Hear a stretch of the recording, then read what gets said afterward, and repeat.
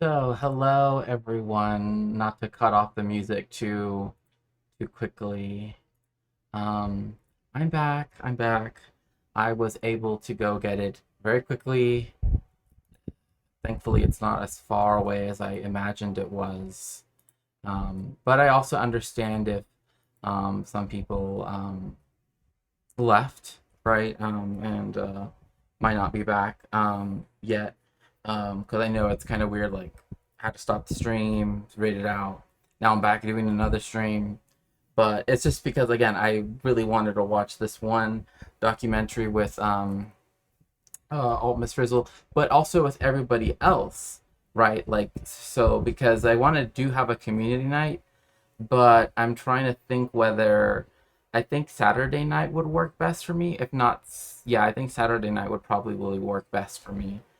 Um, because then I could just be at my desk, right? Like that's the main thing is being able to be at my desk and to actually be like present, right? So that way I could play a movie or videos or something besides just chatting with you all. And again, I am not sure if many people are going to return, but I at least want to start with the documentary and also eat my lunch because I'm always like, oh, I need to make food, right? Um, so instead, today I will be here, kind of eating, but not chewing into the mic. Very important. So, so like I said, there is a content warning, right? It does describe these things, and again, there is this epilepsy warning. I want to make sure that people are aware, just in case. Again, don't feel compelled to, you can always take a break, come back later, whatever you might need. Okay.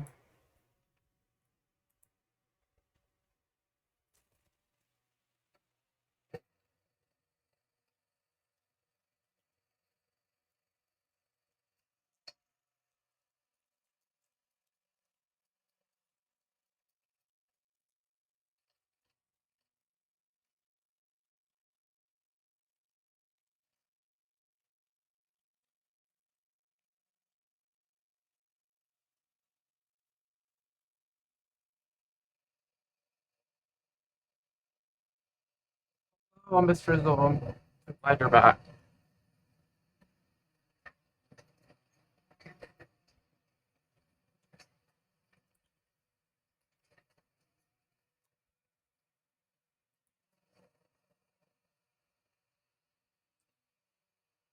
On the 13th of May, 1607, three English ships dropped anchor at the site of what would become the country's first permanent settlement in the Americas, Jamestown, picked for the defensive advantage of the slimy, salty waters which circled it Okay, at see you three soon. sides.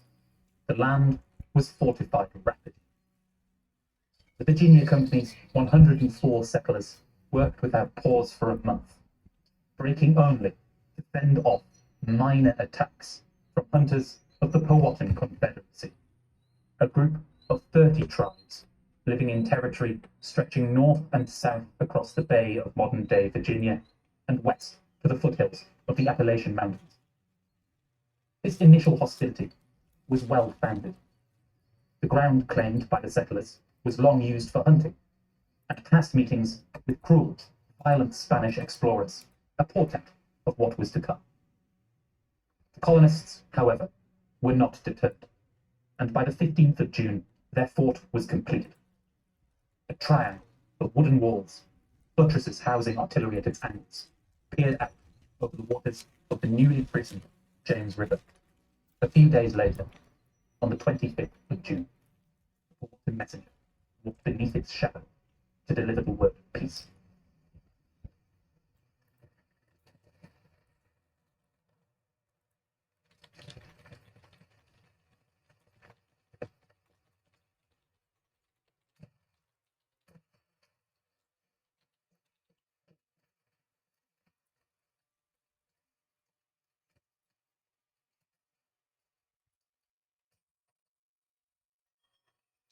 Hi.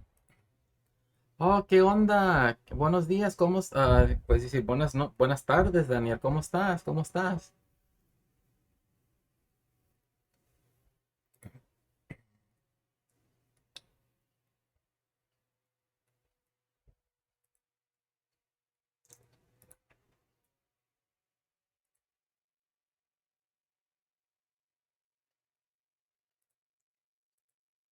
Midnight? Oh, okay. Well, how are you? What's up? Nice name.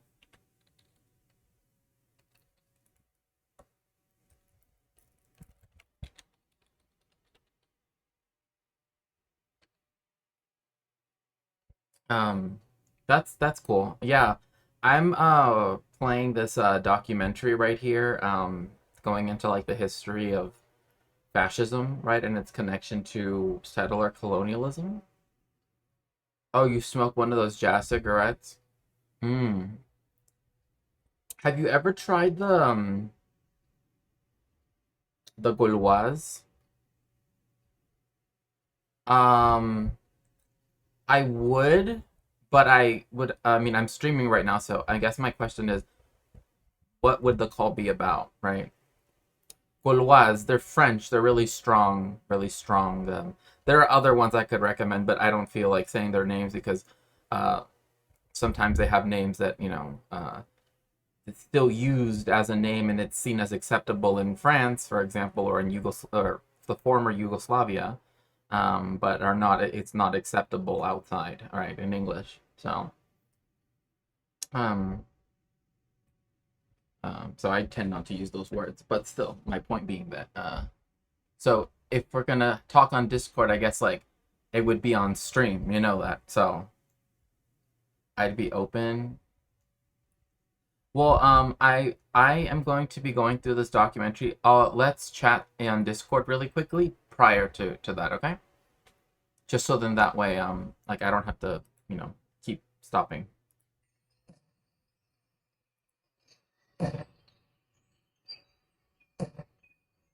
In the purple haze of dusk, on the 15th of January 1919, a group of 5 men marched to a building on Mannheimer Street in Berlin amid the crushed embers of the German Revolution.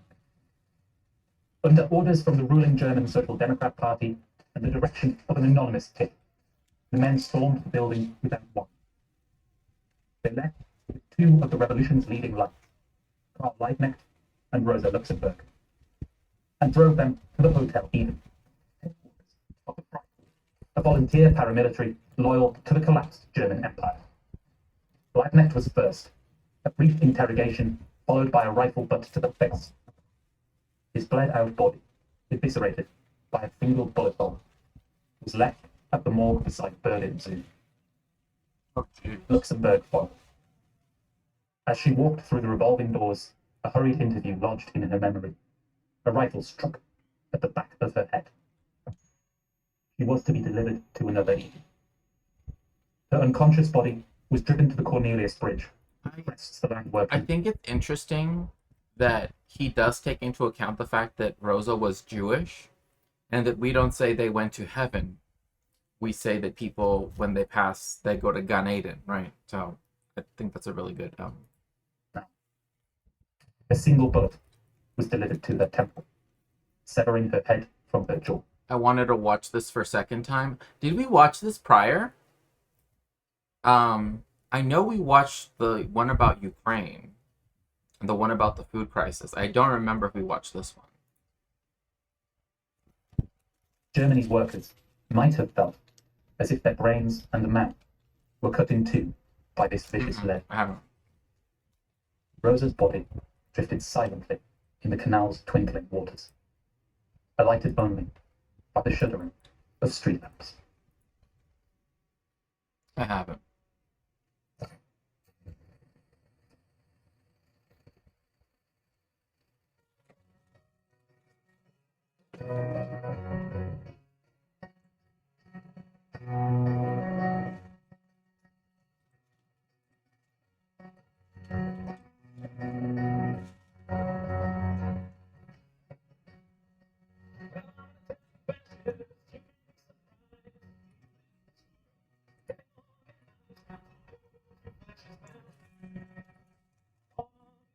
Oh, nice. I have to write that down. Give me a second.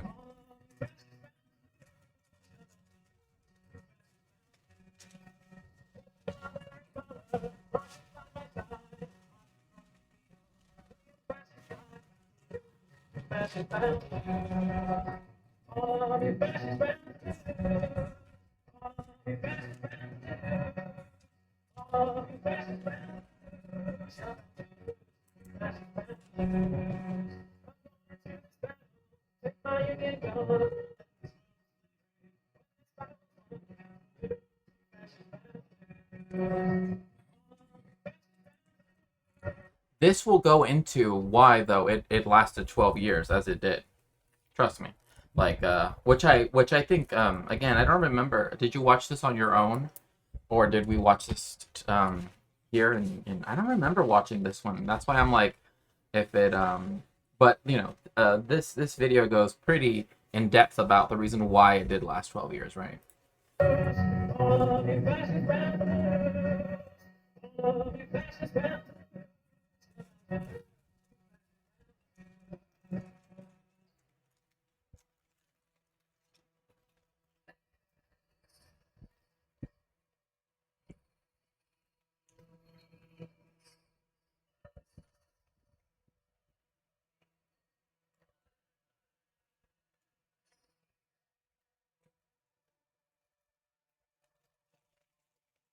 There has been much talk of a revival of fascism in recent years, and with good reason.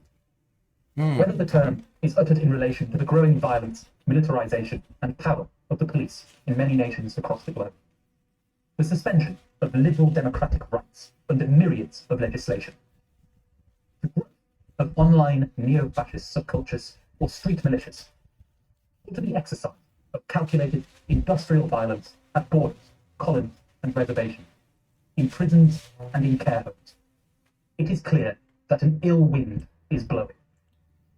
The growing reaction stands poised to enact unfathomable violence. Here, however, all clarity ends, swept into a whirlpool of confusion.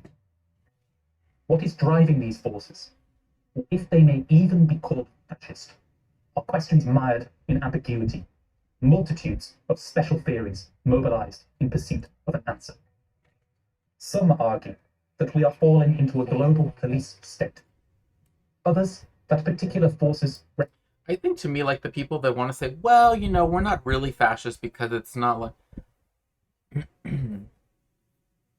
My point is always the United States is fascist, right? Just because it doesn't resemble a country that became a pariah does not mean that it's not fascist, right? Like Spain was fascist until at least 75, openly fascist anyway. People could still travel around the world. People still, you know, British people would go there on vacation.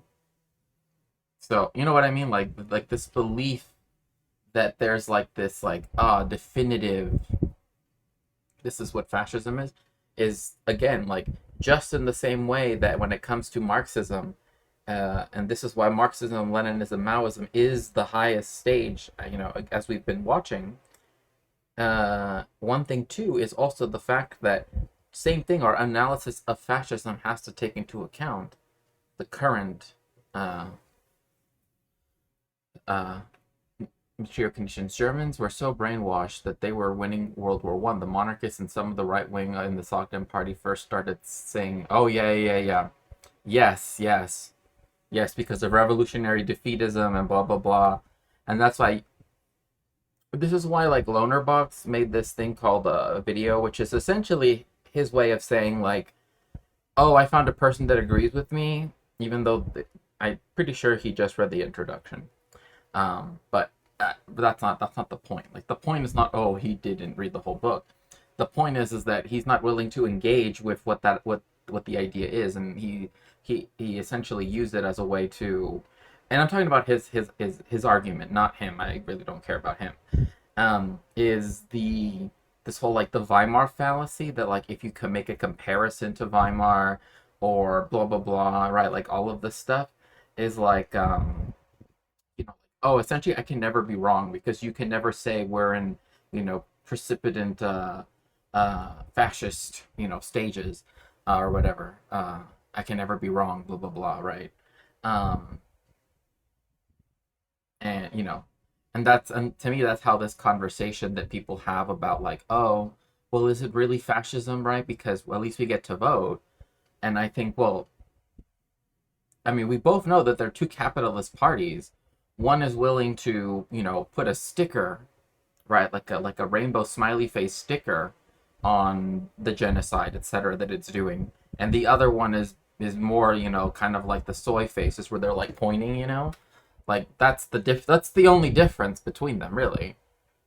It's like they're just two different, you know, memes, which is hilarious because the UK put it. Yes, yeah, yeah, yeah. That's actually what allowed for the conditions for the German Revolution to be brought about. Like this is why I was saying when we were talking earlier in this earlier stream, which I had to stop to go get my puppy's medicine, because they're gonna close down because they're anyway. I'm not gonna get into it, but anyway, um, was that in India they will do mass strikes together, right? Like they will organize through these different organizations at the same time to just bring an entire city to halt. And I'm like, imagine if we did that even for just one city in America, just one, even if it was like LA.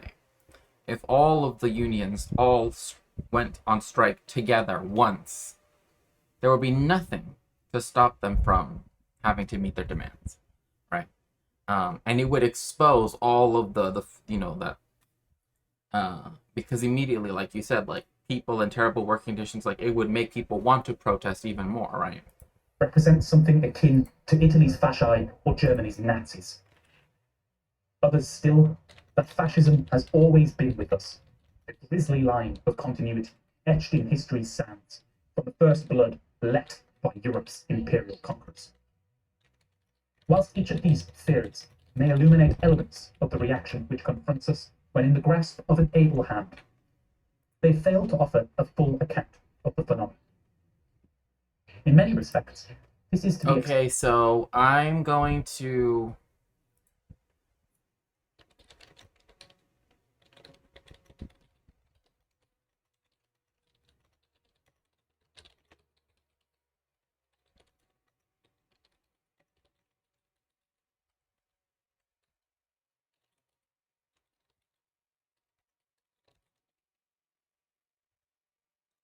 So I'm gonna uh Engels wants to join in on this on as a conversation, which I think is great. Hi. Yo, what's up? Hello, everybody. Yes. Welcome, welcome, welcome. So yeah, I'm just gonna keep the documentary playing. And Alrighty. Should I just watch on Twitch? I mean, it's gonna be delayed for me because the Twitch has a delay. let me. No, no. I'm gonna share my screen with you right now. Oh, alright, that's cool then. Okay, that should work. Let's go. Oh, I love this guy. pages Paul. and pages Yeah, me too. devoted to particularly Nazism's atrocities. There are few clear accounts of historical fascism's fundamental significance. The popular Oh, I'm getting imagination a bit of echo on conjures your an mic. aberration or a constant, unshakable veil. Wait, what? Both I'm getting a approaches bit of are echo on your mic.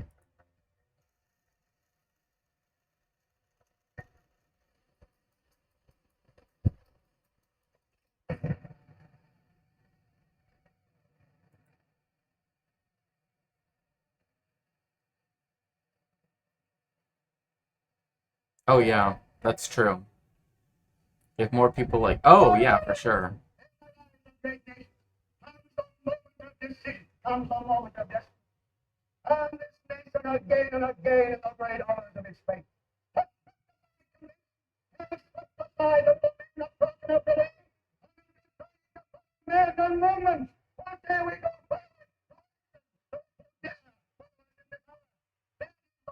of the mighty rule of Britain.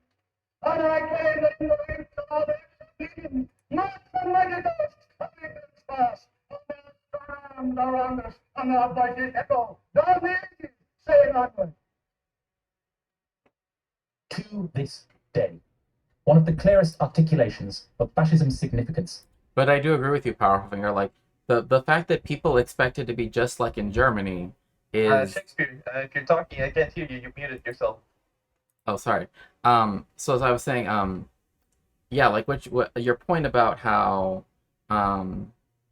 people, it's not going to be like in Germany. It's like, yes, like the way in which, like, the conditions with which fascism first arose in Europe, in particular in Italy and then later Germany, and then later, Spain and Portugal and Greece, etc., was like, one thing is that one, it was all in places that had a history of one having established churches, because that, I mean, the church was always a big, whereas in the United States that's not the case, right? Like there are so many things that like people like, another thing too is that it's far too easy to look at the US like it's you know what I mean, like it's like a country, right? It like people like to think of it as though like, oh yes, like Britain, right, is the same like the United States because they're both countries, right, technically. But I mean, there is nothing necessarily to say that someone from northern Maine and someone from southern California have that's alike, right? Culture, other besides the hegemonic culture that has been enforced, right, and is propagated, right, through the culture industry, etc. But like you said, like with the states' rights and all of that other stuff, it's like, I mean, essentially they work as if they were different countries. In fact, if a bank from Florida were to open up here in California, they would be considered a foreign bank. Like that's literally how they have to register. So Can be found in the work of the British Marxist Rajani Palmdot. His seminal work on the question, Fascism and Social Revolution, was published in 1934, shortly after the Nazis had taken power in Germany. Fascism, he argued, is no peculiar, independent doctrine or system arising in opposition to existing capitalist society, but rather the most complete and consistent working out, in certain conditions of extreme decay, of the most typical tendencies and policies of modern capitalism. This formulation, often shortened to fascism is capitalism in decay, is this thing about when it is shortened to fascism is capitalism in decay, this is where a lot of like right wingers and other people, like what their idea of decay is one thing, but this is where even people that are, becoming leftists, I guess that's a better way of putting it. Personally, I don't think, I would say, like, there are people that are becoming leftists, and then there are people that have gained enough knowledge to where they are very self-conscious of the fact that they're leftists, right? And this is why a lot of like Maoists often say like learning Marxism, Leninism, Maoism, right? Studying it. But this is a whole different point. But rather that you would have is that these similar aspects are always criticized, because when you shorten it down to just capitalism and decay, well, what does decay mean, right? And then that's where people try to like play the semantics game, which Engels, I'm sure that you have a history of also dealing with this. Would you want to comment on that, Engels? Yeah. I mean, recently, I'm, I'm pretty fucking high, so I'm not gonna make a lot of sense. Um, it's funny that you're calling me Angle. I was not expecting that. Well, I mean, it's your Um, username on Twitch, so I would prefer to stay to the username. oh, okay. If you, uh, Just while on stream, trust me. yeah.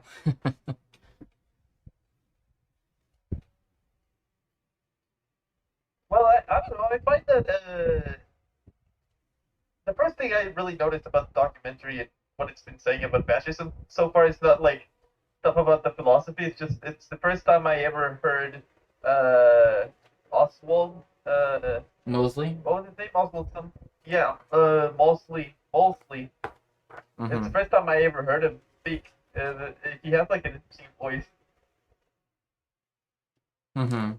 But it seems to be that fascist philosophy has always had this sort of like faint uh, belief that they are an echo of like what ancient tradition would like, or ancient traditionalists would have wanted. Like they have this idea of what tradition is, and if anything deviates from that, it's bad for some reason. Right. And I don't know why that is. Like I don't know what they like so much about tradition. And it's interesting too because the tradition very often that they want is something that's only existed since the middle of the 19th century, right? Especially in America. I would say that when it comes to fascism here, um, Yeah, because in the U.S. that only existed for like maybe 2, 3 decades at most. How can that be tradition? right. And so like one of those things would be like the nuclear family, right? Because there's this like the whole like 50s ad campaign. Again, most of what people think of, what people remember about the 50s, quote unquote, is actually from advertisements. It's not actually how the 50s were. But again, it's like even the tradition is like not actually traditional, like cause, especially because like a lot of the right wingers like to talk about like tribes, and it's like, bro, like if we actually went back to tribal society, then the nuclear family wouldn't exist, because like that's something that can only exist in industrial capitalism in a class society, not in a tribal society, right? And I mean Engels goes into this. I mean, besides you, I mean, not meaning you, but meaning Yeah, of course Friedrich Engels. I've read his book on the origin of the family. Yeah. And so to me, that's kind of the problem, right? It's like a lot of particularly again, when it comes to American fascism, is that it takes things which it sees as traditional, that even Europeans don't see as traditional, because of just a different. I mean, and I would say even like Mexicans don't necessarily take as traditional either, right? Because we just have a different, you know, cultural reference, you know. But yeah, I don't know. That's one thing I've always noticed. And as for Oswald Mosley, I will say one thing though, is that like that speech that he I mean, just. Britain does have an actual like history to Oh brag yeah, of and course, tradition yeah. to brag about, unlike the United States. Yeah, of course. No, but my point about Mosley is like I feel that like in the speech that was just used, right? It was kind of like anticlimactic, like because he's like talking about how like they're gonna like what you're discussing, right? That they're gonna like appear, right? Like they're like waiting for Britain, right? For England to show up in this kind of like family, right? With everyone in the past, and that then they're all going to embrace each other. That's not like the images that you get from like Giovanni Gentile and Benito Mussolini and you know um, uh, Dare and Hitler, etc. Right? Like it's a very different vision, and it is a very English vision. I would say I would argue, in his rhetoric. What's English about it? Because in the 18th century, when the British national identity was being created, there was this like the idea one of being against superstition, right? Which is But a they were supremely Catholic. no. The point being that no, in the 18th century they weren't Catholic. That's when they were very, very Protestant. Um, Oh, and well, still, that's a religion. no, right. I'm saying that this is when Britain is constructing its separate identity, where Protestantism is part of it, right? Where it's like they already have a like in order to construct an identity, one of the things is always we are not this, right? And so one of those things is we are not papists, as they would have said back in the day, right? And they always would call it superstition, right? And so you see it in novels, especially of the time of like Anne Radcliffe and even, whatever, where there's like the idea, or even in Dickens, for example, in A Tale of Two Cities, right? Where like the French woman is revolutionary in this way that even like her emotions are revolutionary, right? They break social convention, English social convention. Whereas like the English Yeah. woman in Paris, she still is English, even though she's lived in France for years and years and years, right? And so this is like, so like the idea of this like embracing of, it comes back to this idealization of like the English countryside and blah blah blah, right? Like the little villages, and like those are the things that, I mean, this is why so many fascists now love Tolkien, for example, right? Because everything is based on these expanding on the extant and rather lacking tradition that existed in England, right, of these types of stories, um, but adding their own, right, viewing these magical races, quote unquote, the races within the book as being indicative of races in the real world, so to speak. Um, so there's Also, like Tolkien has a lot of characters, so like the history of Tolkien's world is quite literally one of like great men. yeah, yeah, of course. Um, um, Like there's Aragorn, and he's like the son of like a king or whatever, and he's like super powerful, and all the people who are aristocrats in this world are super powerful. Right. And another thing to keep in mind is the idea of aristocrat was something that the idea of an aristocracy and creating a new aristocracy is literally one of the titles of one of the most important fascist texts. The new, well, technically it's the nobility, but it's still like it's still the whole idea of aristocracy is in there, right? A new nobility of blood and soil, right? And so that's why like the idealization of the Shire, right? Stuff like that. Like again, English pastoral, right? I mean, you see this even in modern literature. That's to say, in the early 20th century, where you have someone like Forster, right, writing Howard's End, and it's sort of set in this like only the German characters that live in England, they understand what England really means because they're pure and they have this, lineage that they can inherit. Whereas you have these other characters that represent the working classes and other things where, like the whole point is that there's something impure about them, right? And et cetera, et cetera, et cetera, right? Like it could all be, and so I think that that's why that image of they're waiting to embrace us, blah blah blah. That isn't something that like you hear Mussolini talking about, right?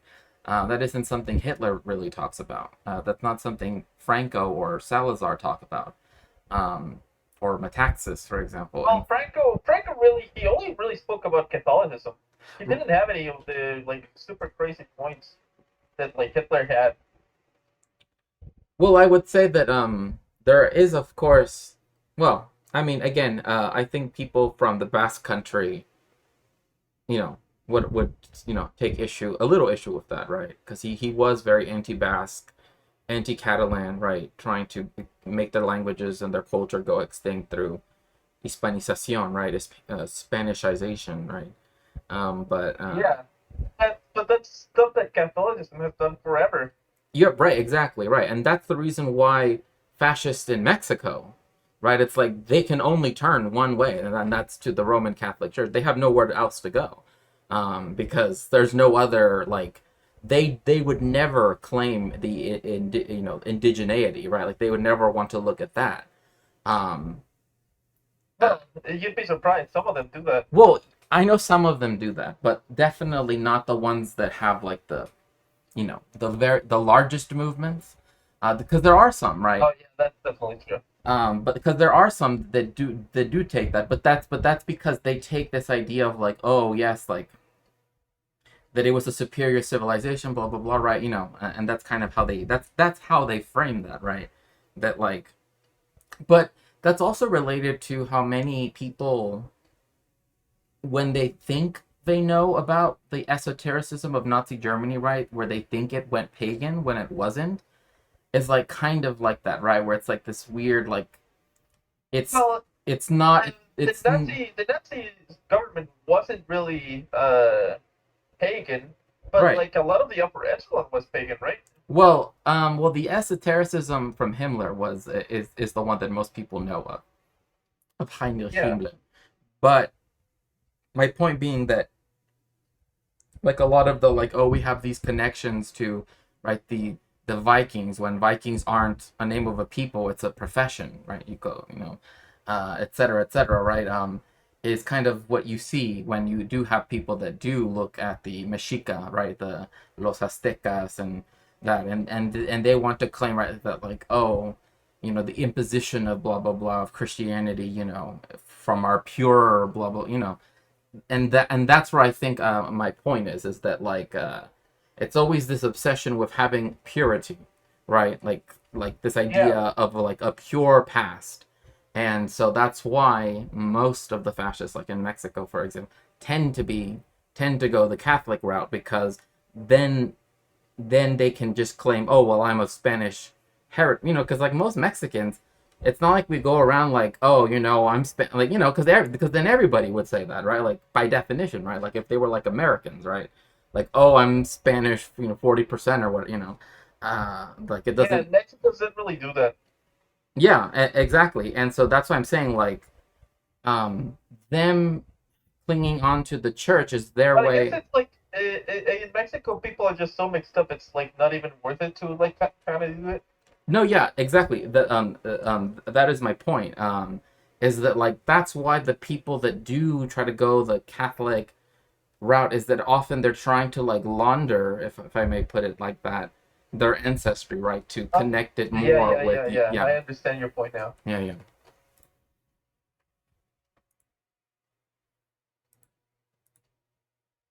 As incisive as it is misunderstood. Wait, I'm honestly surprised that my country hasn't slipped into fascism. Oh yeah, we don't move left or right, only forward. Oh gosh. In modern readings of the text, it produces an explanation counter to Dutt's position, leading to the notion that any crisis or decay of the capitalist mode of production must inevitably give rise to fascism, rather than an attempt to articulate fascism.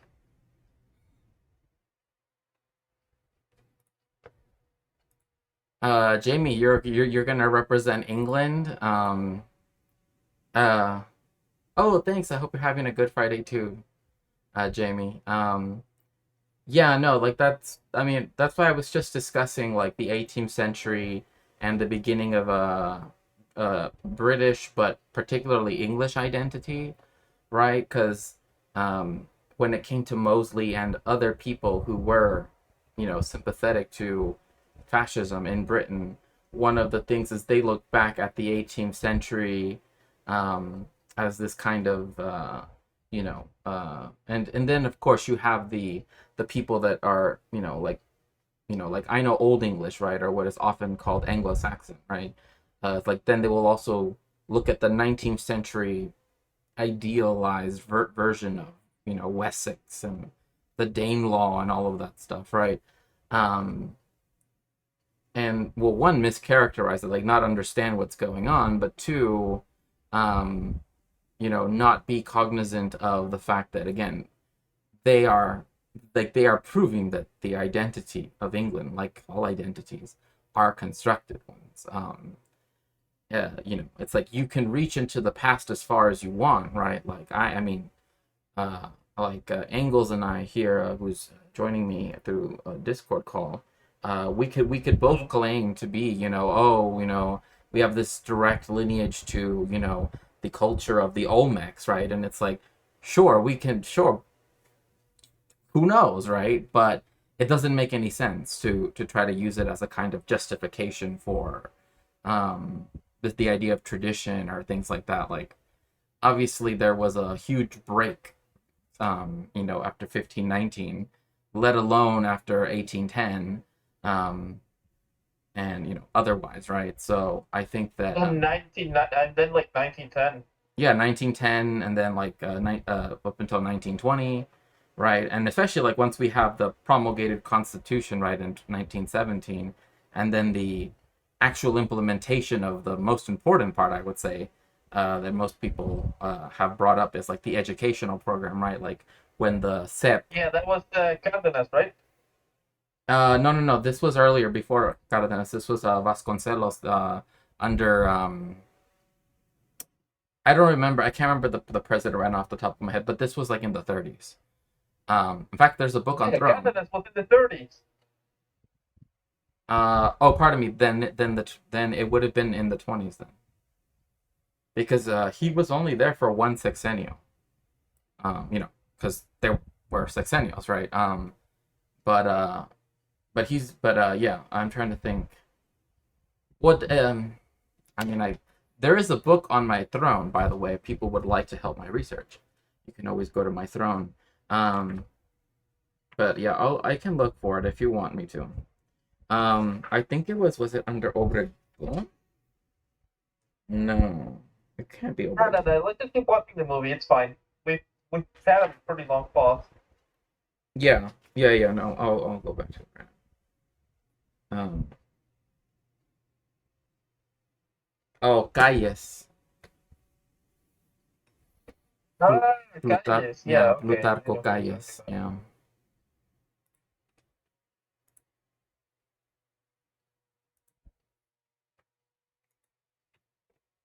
Fascism as a supra-historical Alright. phenomenon, which must arise from decay, as this suggests, but is demystifying the concrete fascist movements which confronted him. In opposition to these forces' claims to represent a new form of society, he argues that they represented nothing more than a particular organization of the economic decay which shook capitalism to its core in the first half of the 20th century.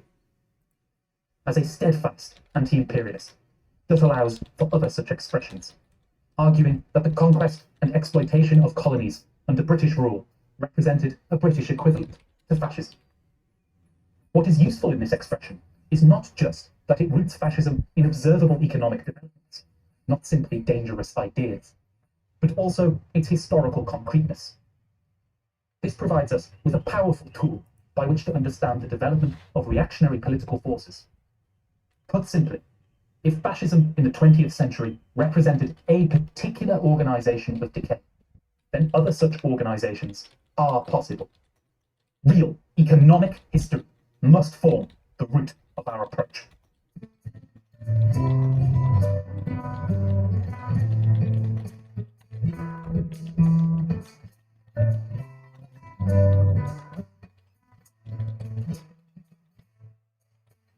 In the early 17th century, England was a country in the grips of rapid change, with a long decaying feudal social structure in deepening contradiction with the rising class of merchant and usury capitalists. The origin of these changes can be dated back to the 13th century, or even earlier, with the rise of quasi-global markets propelling the development of powerful merchants. They began to gain a sharp and clear character in England following the conclusion of the Wars of the Roses in 1487 and the Reformation of 1536 to 1540. Representing the last wars between factions of barons for control of the government, the Wars of the Roses saw a significant element of feudal political and economic power crushed in the pursuit of monopoly. The victorious House of Tudor disbanding and disarming its opponents' armies. To maintain the power of a state, however, the crown came increasingly to rely politically on the landed gentry and on the wealthiest merchants as a borrower.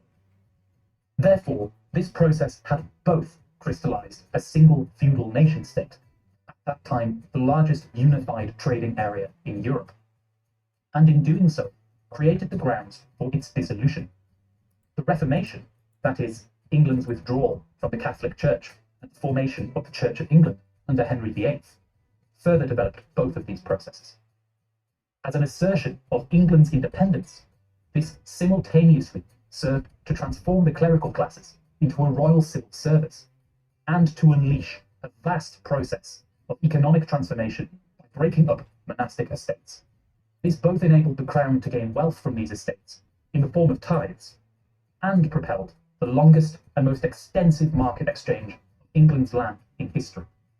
This dramatically extended the political reach of the merchant capitalists, many rising into the gentry, and of production for the market, a nascent logic of industry. One thing that's really interesting is actually bringing back the 18th century, but obviously this is something that goes back even before. But Marx talks about all of this in Capital. yeah, no, Right? yeah, of course, yes. In volume 1, actually, because like he uses England as the main model because of the Enclosure Acts, right? If I'm correct. Yes.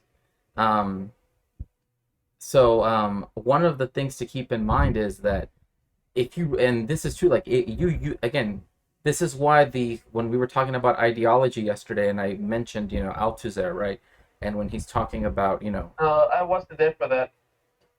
oh no, I'm bringing up what I said. I'm just referring to that I said it. Oh, That base and superstructure, right? How they influence one another, right? That the superstructure, is to perpetuate, right, the material basis by which it then et cetera, et cetera.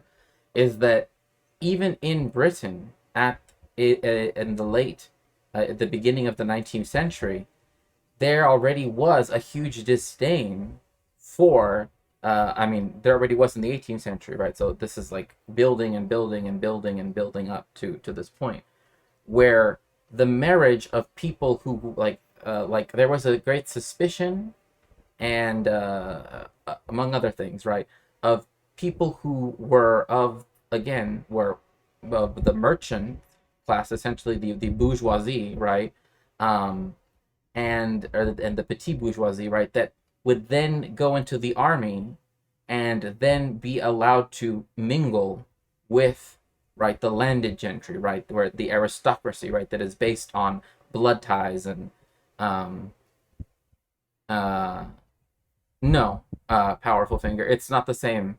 Greece is unique in that uh Bulgaria doesn't have an established church like a national church. But I mean, priest and in Romania, I'm pretty sure that that's not the case either.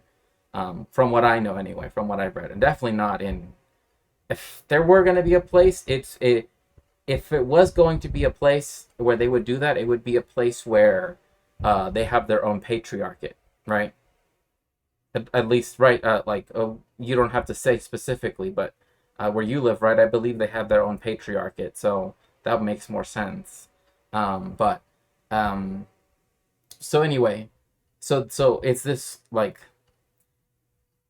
the introduction of the bourgeoisie and the petit bourgeoisie into British society, right, into the aristocracy and marrying, right? So where you had people that had good names, right, as they would say, um, and that and in fact, this is still, I mean, there are even American novels that talk about this, right? And this is even still a concept to this day, right? Like they come from a good family, right? Um, no, not every country, no. Um, like the Antiochian church represents um everything uh everything except for the Church of Palestine and the Church of Sinai and the Church of the Greek Orthodox Patriarchate at Alexandria, right? Whatever's in their jurisdiction, it doesn't have, but it has jurisdiction over everything else, right? In the Middle East, for example. Anyway, so yeah, what was I saying? So again, so this entering of the merchant classes, they used to be called the middling sort, uh, in like Shakespeare's time, right? This is something you see where, again, they become advisors to the king. They start to move up because they start taking out loans, right, in order to have their wars. And this is where you start to get royal monopolies, right? Like this is why in Mexico you have people that have like the royal sugar monopoly, right? And they're not aristocrats, but they become aristocrats through the colonization of Mexico, for example.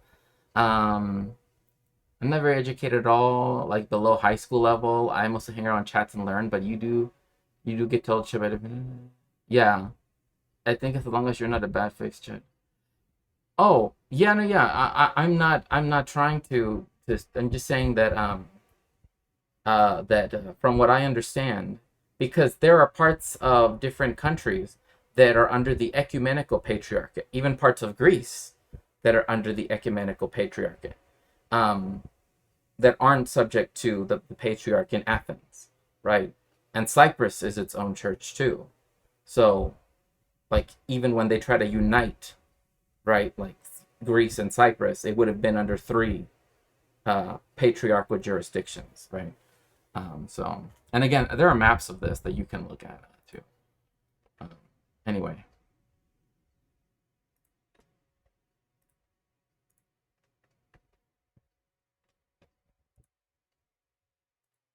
Capitalism. Oh wait, let's go. This intermingling and confrontation of feudal and capitalist interests, a collision of economic decay and economic boom, formed the aggregate motor contradiction which gave rise to British colonialism.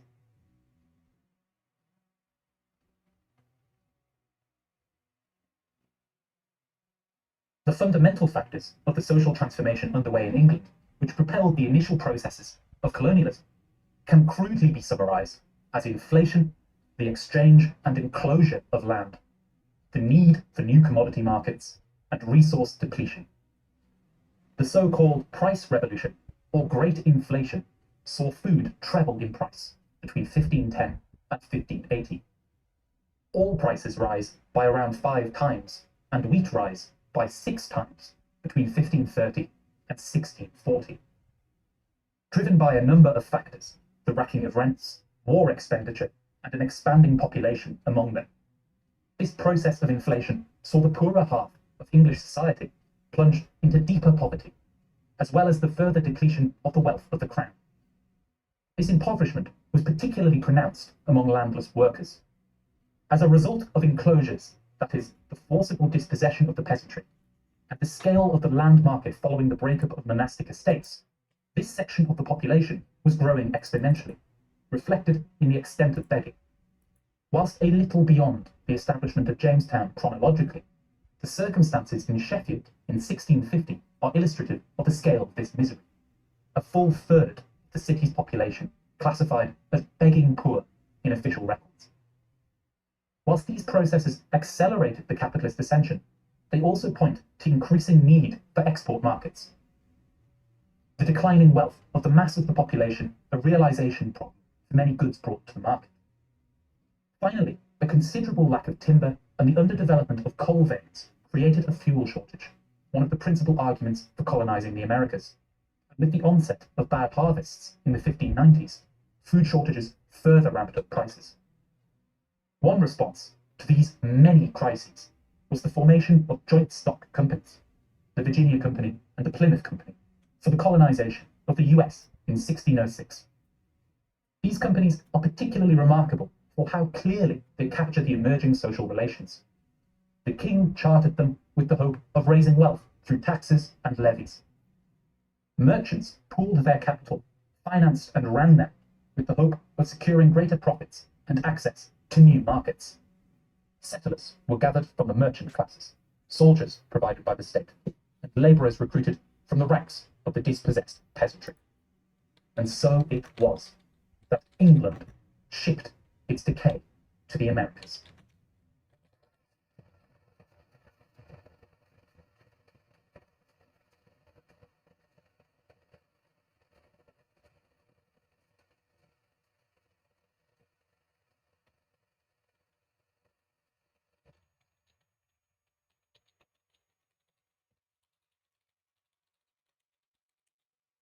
The 28th of June, 1919, a hush descended upon the Hall of Mirrors in Paris's Versailles Palace. With a few flicks of the pen, the Treaty of Versailles went into effect.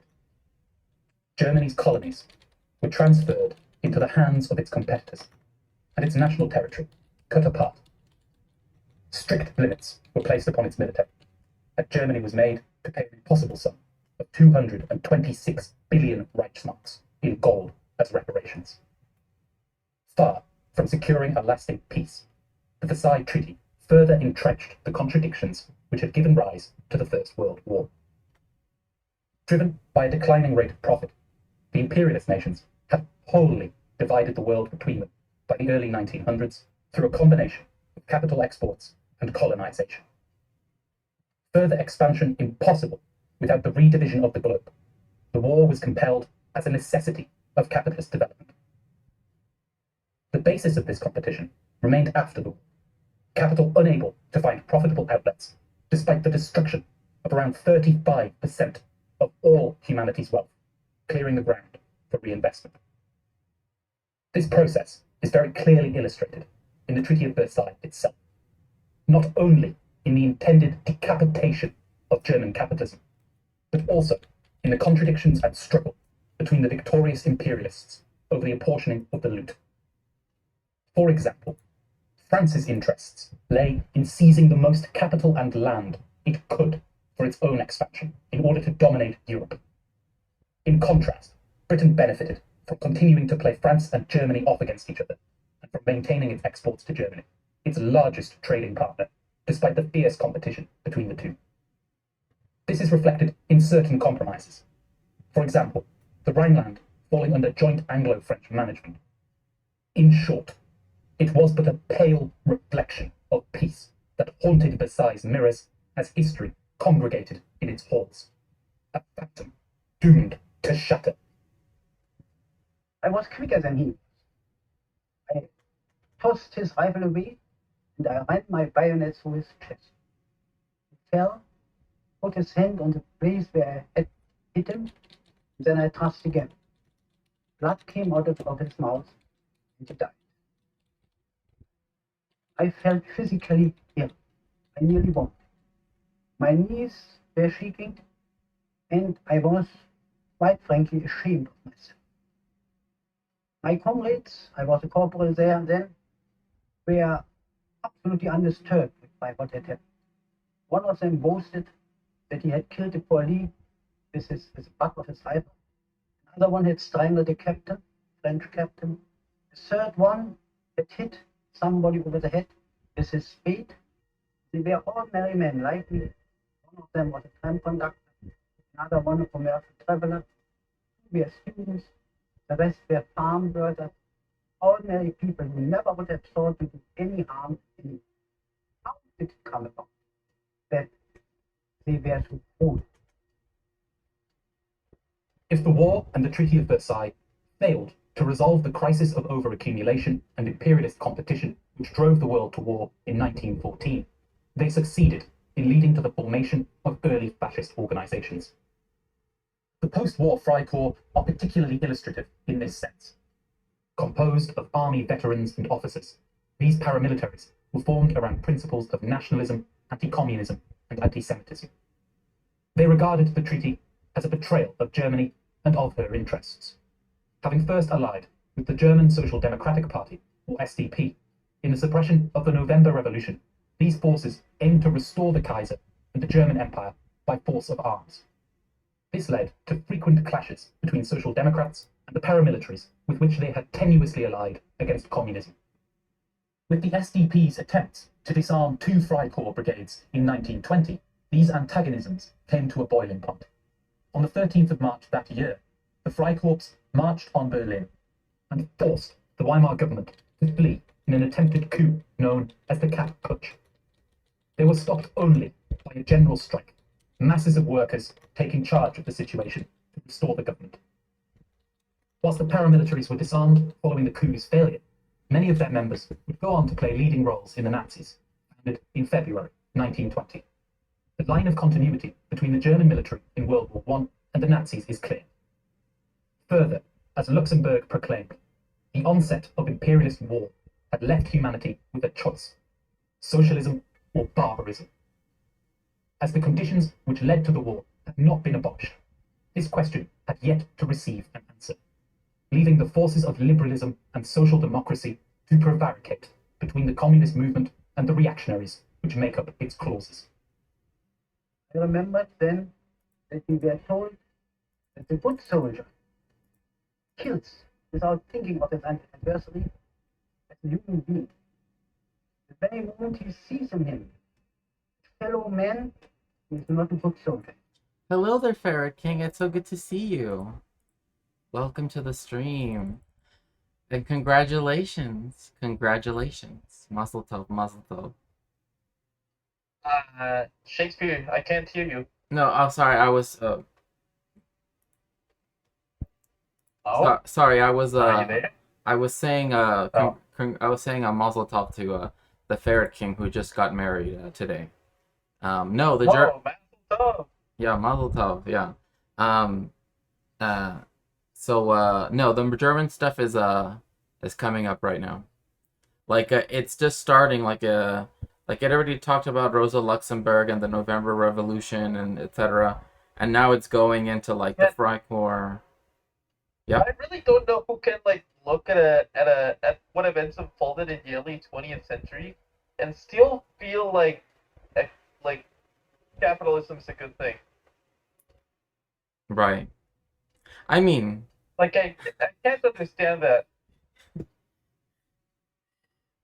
um, I think to me one thing for sure is the like it's impossible for me to see that as well when you look at where every country that right, like when you had the free market, right, like quote unquote, right, like prior to, at least as people like to believe, right, prior to the stock market crash of the Great Depression and all of that, right.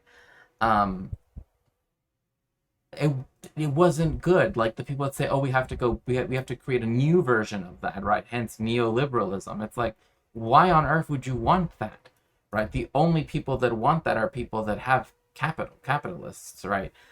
There's no reason why it should have been kept, been put on life support as it was during with the New Deal and then later on the Marshall Plan of Europe, and also the Marshall Plan for Japan as well. Um, because that's the only thing, right? That the fact that that time was massively, yeah. I mean, like even now, like people are saying, like we're reaching levels of inequality that didn't exist since, Like the French Revolution. yeah, pretty much. I mean, in America, they prefer to use like the war pre World War One, right? The Gilded Age, right? Because I mean, who was it gilded for? Who are the people that mine the gold, right?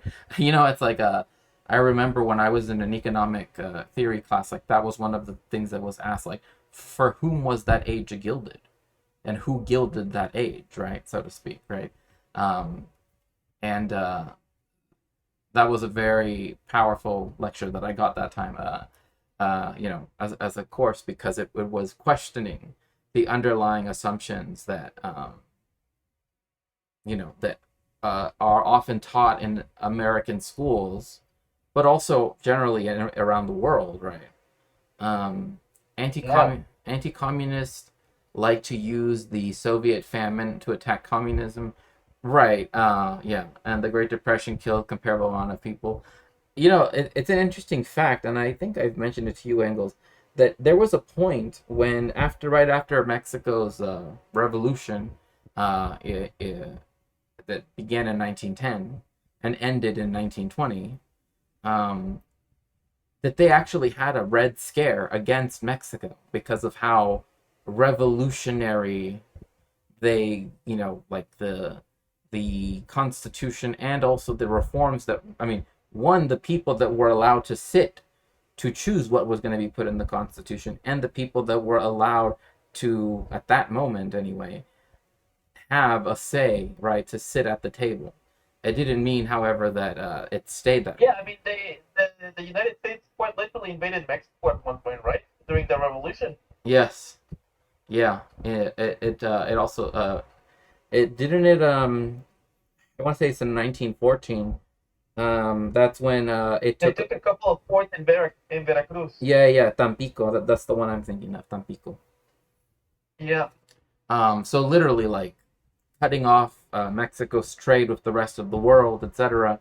Um, and there actually was, like, this was a New York Times headline about Bolshevik Mexico, which I'm like, I wish, oh, how I wish that would have been the case. But, unfortunately, Oh, actually, if you want to think about it, the Mexican Revolution and the Russian Revolution, like in comparison, really show how uh, how important ideology is for a revolution to be successful. yes, yeah, Because like Mexico's like the revolutionary ideology of Mexico was non-existent. Like they didn't have a revolutionary ideology really. I right. mean Zapatismo, I guess, but it didn't really have any like disciplined like analysis or like any coherent world. It wasn't really as coherent a worldview as Marxism. No, exactly. And that is one of the things that, when you have people, you had many different competing interests, and one of those was a kind of nationalism, right? That one could say is progressive in the historical context, but that opened the door for what later happened in Mexico, right? Particularly with once you have the PRI and all that stuff, like again, there wasn't like the idea that there could have been a Bolshevik Mexico, and it's like I wish that would have been true, but the communists, I mean, it was pretty, like in the 30s, the Communist Mexican Party was pretty popular, right? yes, it was then, yes, and also because it was allowed to actually exist at that time too. I mean, like, um, in its Soviet backing, form, right? Like, because the one that is like the big the one that people might know of, the PCM, right? Like that one is the revisionist one, and like that's the one that gets into coalitions with the PRD, or used to with PRD and other political parties, right? Yeah. So but this was back when they weren't like that, and it was very popular. um but then it's again, there's a book on my throne right now that I have read, but I for my for my research, it's called Backroads Pragmatists, and it actually goes into the background of all of the sort of politics that essentially, if you want to call it, say the that allowed for the people who were able to play, right, the revolution, and then use it for their own benefit, um, to later ensconce la dictadura perfecta, right, the perfect dictatorship, as it's often called, Yeah, in I remember Mexico. that movie. It's pretty good. Yeah, oh yeah. I mean, people know the movie, but it's also a term that is used to refer to how, like, Oh yeah, yeah, yeah, yeah. yeah, yeah. But yeah, I know. it is a good movie though. Um, it's really funny too. I mean, it's fucked up, but it's funny too somehow. Like, I don't know. I like the ending when he's like all the like indigenous people are rising up, Yeah. uh, and she just starts like calling them like racial slurs. Oh my gosh. Well, like I said, that movie is. Hmm. I mean, it's like I like it's good, but it does have its moments. I will put it like that for sure. Yeah. I mean, like, one thing for sure is, like, again, this is why being principled is also important. Like, this is why, like I say, we don't need to include, like, oh, what does Vosh think about this, or what does you don't have to think about those people. Like, that's not being principled is what's most important, because otherwise no change will happen, right? Otherwise you will bring Yeah, and about. I like let's be honest, like at least 97% of food streamers have like read they haven't read a single book in their life. I mean, I don't. I mean, if other people concur, other people concur, right? In the chat, that's what I'll say. I don't need them to come after me saying that I'm criticizing them for not reading enough. No, but no, I'm just joking. But no, I do understand what you're saying. Yeah, like I mean, for people to even think about anything. I mean, it reminds me of again Twitch streamers that like will read like, oh, send me an article, right? And it's like that's it. That's all they want. It's just one article. Like they're not going to investigate this. They don't care about historical materialism. They don't care about learning about dialectical materialism. They don't care about any of it. They just want something that says, "Am I right? Yes or no?" Right? And hopefully for them in their minds, it's yes, right? Or that they can find something semantically that then they can point out and say, "Oh, well, this says blah blah blah, and you said blah blah blah, so blah, you're wrong." I'm one of those writers who've written more books than they've read. Yeah, no, I remember. Gosh, I think it was. I mean, I know it's Paris Hilton, right? So of course, is Paris Hilton was doing I am always right, especially when I'm wrong. I mean, that. I mean, that's literally what Lonerbox, what his video about the Weimar fallacy is literally. Um, but anyway, about Paris Hilton, that someone asked her like, "Oh, we heard that you wrote, a new book," and she's like, "Yeah, I can't wait to finally read it." Because like obviously she didn't write it. Yes, the Weimar fallacy. Yes, indeed. Here's something. Right. It's just what's favorite something nowadays. I don't really know.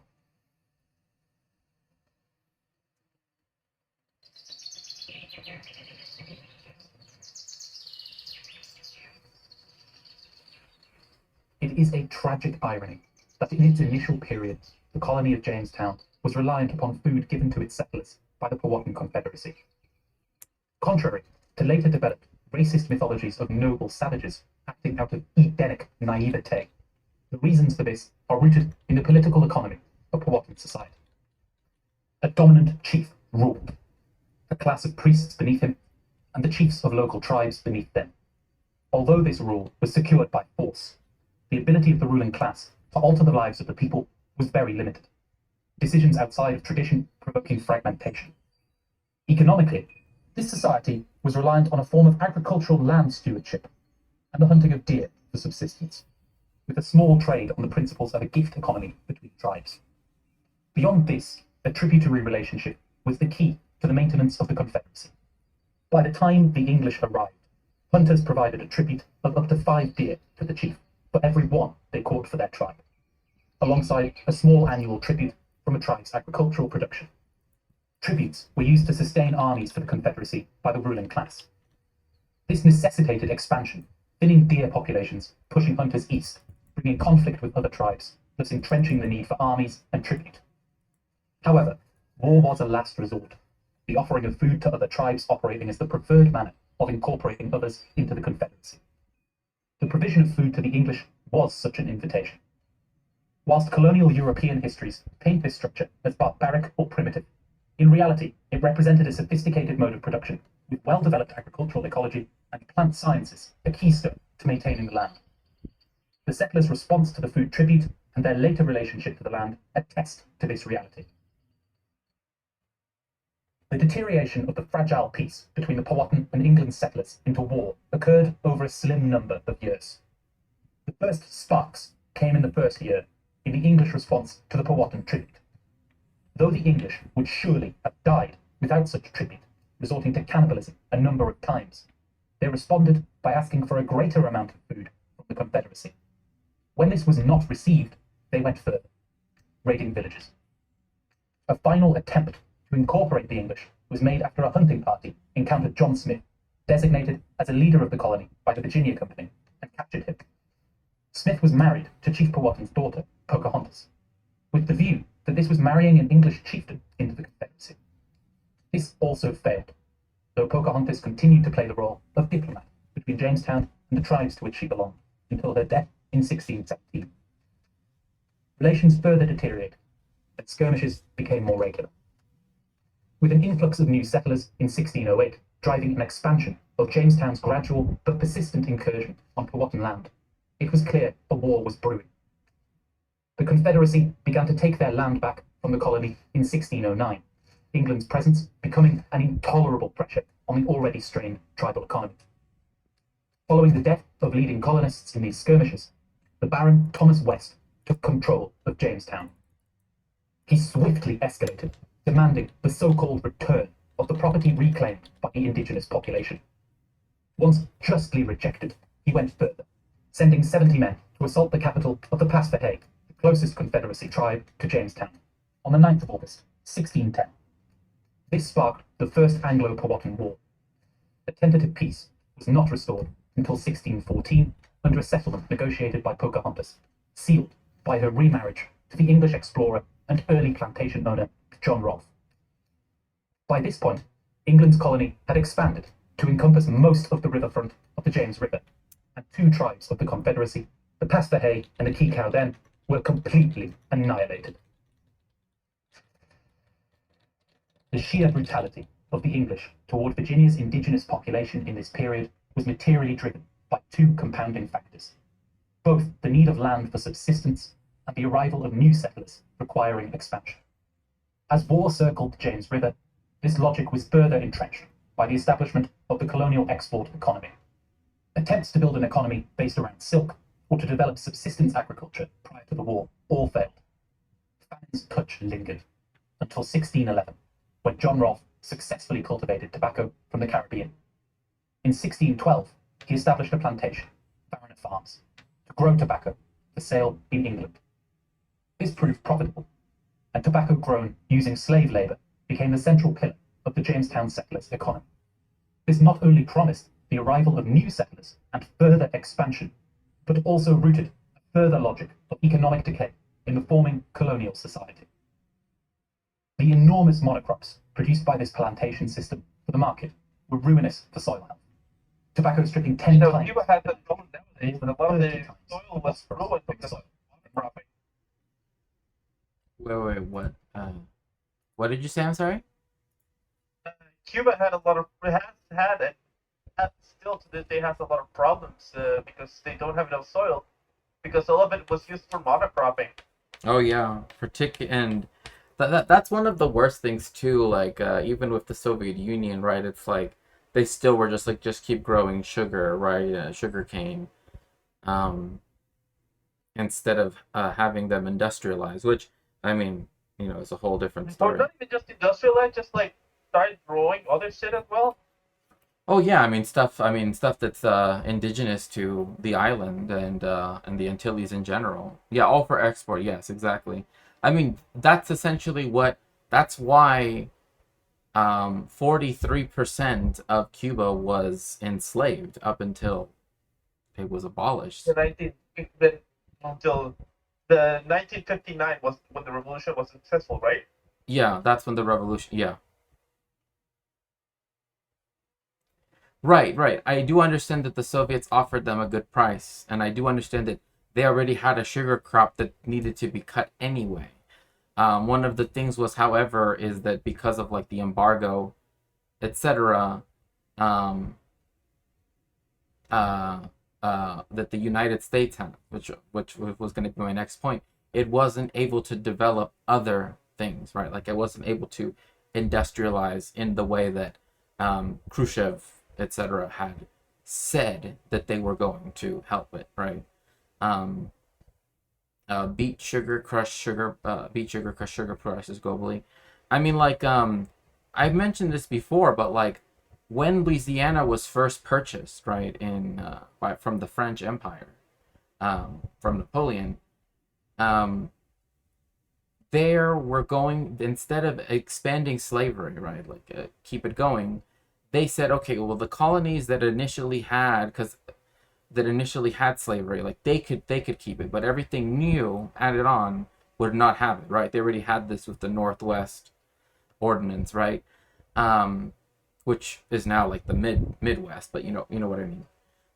And so But Jefferson, right, Thomas Jefferson, knew, being a businessman, right, being a capitalist, knew that the crop that had been grown already, because it like you won't like with tobacco you can maybe get 5 good what would we call harvests, right?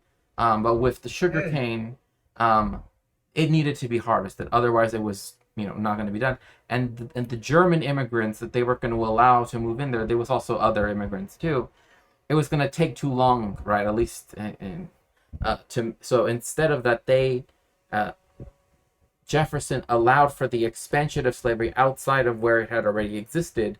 Essentially setting up the like otherwise Louisiana, Arkansas, etc. They would have never have had slavery, at least not so soon, right? And then something like what was then which then became Mexico, right? Like when we had already gotten in, when we got independence, we already had declared slavery, illegal.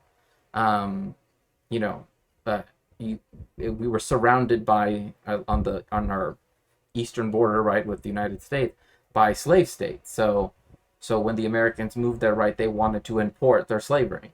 So again, like that's why I mean, one, no leftist should hold up any U.S. president up as some kind of hero, but Jefferson again chose to perpetuate slavery, chattel slavery, to sell the sugar crop for that year.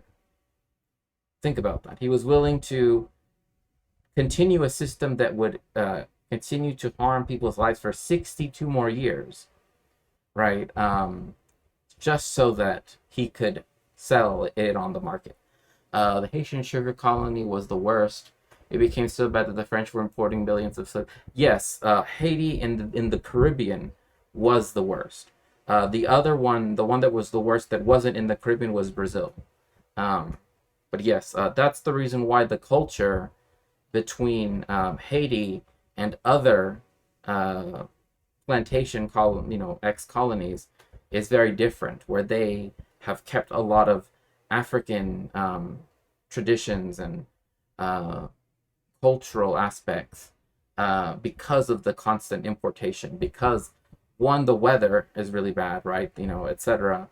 And they wouldn't be protected, right? They would and just the harshness of having to work under horrible conditions. I mean, it's not even like, this is why when you hear people that say like, was it really that bad? It's like, it's worse than you can ever imagine. It's even worse than what you could read in a book. It's worse than that, right? And a lot of people don't get that, right? Like we like just so anyway. But yeah. But yeah, Angles, yeah, you were right in what you said, that with Cuba, yes, a lot of their soil has been degraded, so much so that is why with Russia, etc., they have had to purchase or be given the fertilizers, right? The industrial fertilizers, which also in turn ruin the soil later on anyway. So it's like this is why earlier on the earlier stream I mentioned to Almas Frizzle that regaining indigenous knowledges that about land stewardship, which is actually was mentioned earlier here in the documentary, would be how you could recover some of that. But the problem is, as long as Cuba is under U.S. embargo and et cetera, like that's almost impossible. So, if not actually impossible. So. Of food. As such, a farmer could only count on 3 to 4 highly profitable tobacco crops from freshly cleared land. After but 5 years of cultivation, the soil would be completely depleted, and new land would be cleared. Though the barren fields were evident to all those involved, tobacco's dominance was ensured by a rapidly expanding market with high prices, and by its durability as one of a handful of crops which could survive the passage to Europe without rot. This dominance was sealed in 1624, when King James I offered a monopoly on the English market to Virginia-grown Caribbean tobacco in exchange for high taxes on every bushel sold. As such, the short-term interests of every element of the class formation at work in the Virginia Company were sated to some degree. The Crown bolstering its income, the capitalists profiting and gaining ownership of Virginia's productive forces, and poorer settlers able to secure land and a living, drifting upward in society's ranks via the market. The violence dealt to the indigenous populations in Virginia found a new motor in the skinning of the earth for lust of profit.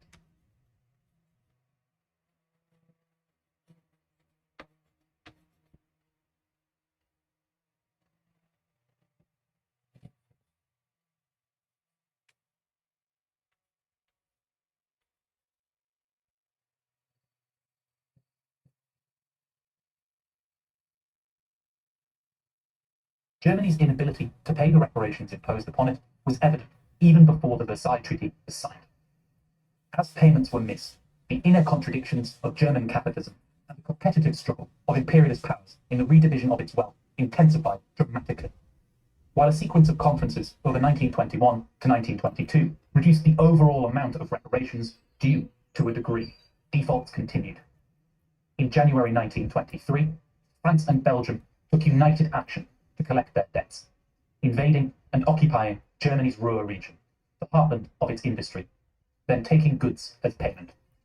The Liberal Kuno government, formed the year prior, ordered a passive resistance, with a refusal to offer goods or services to the occupying forces, essentially shutting down production, and funded this by money printing.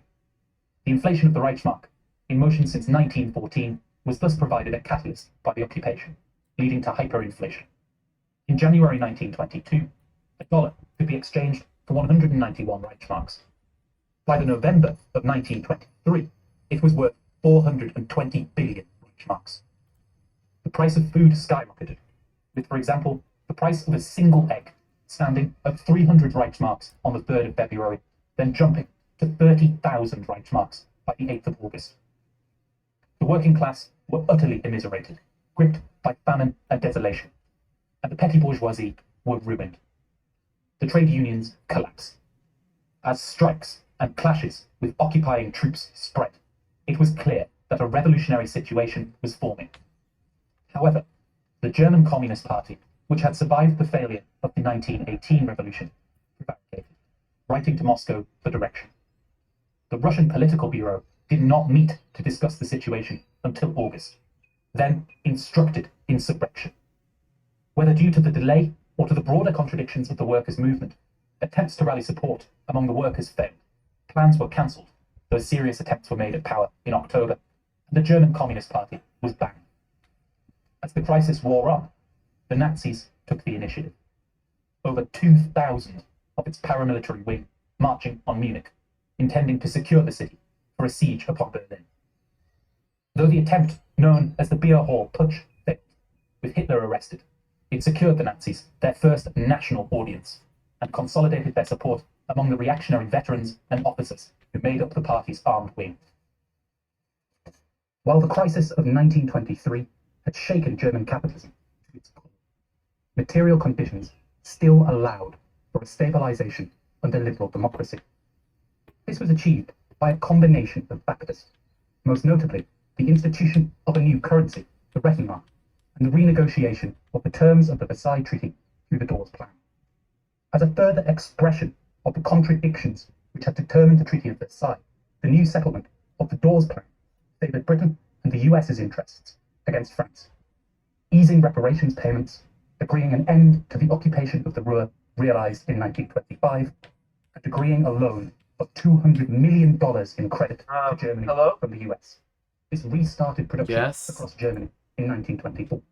It was thus on the basis of credit to payments that German capitalism was able to reconstruct.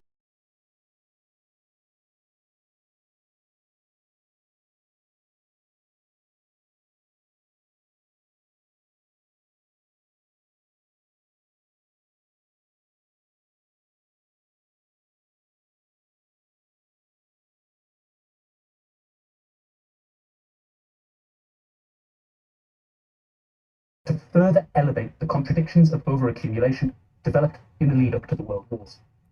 Termed ration. Good time. Reportedly, the mustache fled to his friend's house and had to be talked out of offing. Oh, by his friend's wife, who didn't even like him. Interesting. France got. Well, the French didn't have to pay war reparations, though. Another thing too was France was a creditor country as well. So, I mean, France, yes, in the end, it ended up with debts that, but again, at that time, I mean, we forget that Paris at this time was like maybe not the equal to, but was like in the same way how like the city of London is, or perhaps I guess Hong Kong or Frankfurt, right? Yeah, they all and like they said here, like they redrew the plan because they knew from the get-go Germany couldn't pay it, but France wanted that to be able to take control of the fixed capital that Germany had, but people weren't going to work for nothing. And so what ends up happening is you have hyperinflation, which only lasted for 1 year, right? It only lasted from in 2023, oh gosh, 1922, I should say. And so you, with the introduction of the Rentenmark, right, you have the, no. The amount of debt, the war reparations that initially were made for Germany to pay could not have been paid off as they stood on the day that they signed the Treaty of Versailles the first time. And that was even said earlier in this documentary. They knew that Germany couldn't pay it. And one reason why was that they wanted Germany to not become, remember, Britain in particular and France wanted Germany to not to become another financial, kind of like what it is now, right? Like now it's this economic financial center, where back in the day Paris was that, right, instead of Frankfurt. Not that Paris isn't important, but Frankfurt is definitely much more important than Paris, right, in terms of like the European stock market. And so that was one of the things that France wanted to gain land and gain also fixed capital, so that way, one as revenge for the Franco-Prussian War, one could say, on one hand, but also because they wanted to make sure that Germany would not become a competitor for France on the continent, right? French industry wanted to be the dominant on the continent, right? Germany was going to surpass it and was already starting to reach even levels along the same side as Britain was at the time. But Germany also had plans to pay more. I mean, again, just sticking to what is to the treaty, and to then it's when they do the new plan, the Miles plan or whatever it's called. They just said it, but I forgot it right now. When they do that, think about what they just did, because the two imperialist powers, Britain and the United States, that focused on that were more who were the centers of usury capital, right, as people would say, or finance capital, right? That's why they redid the treaty, because France still relied on industrial capitalism, right, not financial capitalism. And so this way, they could instead keep Germany from developing as a industrially, but also financially, right? Like it could not have an equal financial system to that of New York City and London, right? And that was the reason why they changed it to first initially giving most of the benefit to, if one could put it that way, France and Belgium, to then the United States and Britain, because again, that's where you have finance capital coming into this. And this will become clear even especially in the Second World War. Um, Germany recovered financially in the war faster than any of the major combatants. They stole industry, machinery, and livestock from areas they occupied and moved them back. Yeah, that is true. And this actually will become something that this is about to be spoken on right now. The division between agricultural capital and industrial capital with finance capital. Like I think to me, like, we're not necessarily saying different things. It's just that we're just talking about a different aspect of the same phenomenon, so to speak, if that makes sense. Rationalization, the process of economic development undertaken over this period, revolved around making efficiencies by moving from ad hoc workflows to sets of published rules.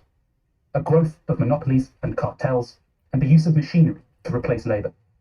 In consequence, fixed capital costs, that is, costs which remain in place if production is in motion or not, rose rapidly. This compelled industry to continue or expand production, even if the goods it produced could find no market, and this would result in a less severe loss than shutting down production. Germany's Steel Trust, founded in 1926, illustrates this clearly. This amalgamation of firms resulted not only in a reorganization around the flow of production, but also the further linking together of the individual units of production. One example being the linking together of factory in such a way that blast furnace gases perform the role of fuel. Whilst this created massive fuel and labor efficiencies, it meant that no one part of the plant could work without any other, and saw fixed capital costs increase inordinately.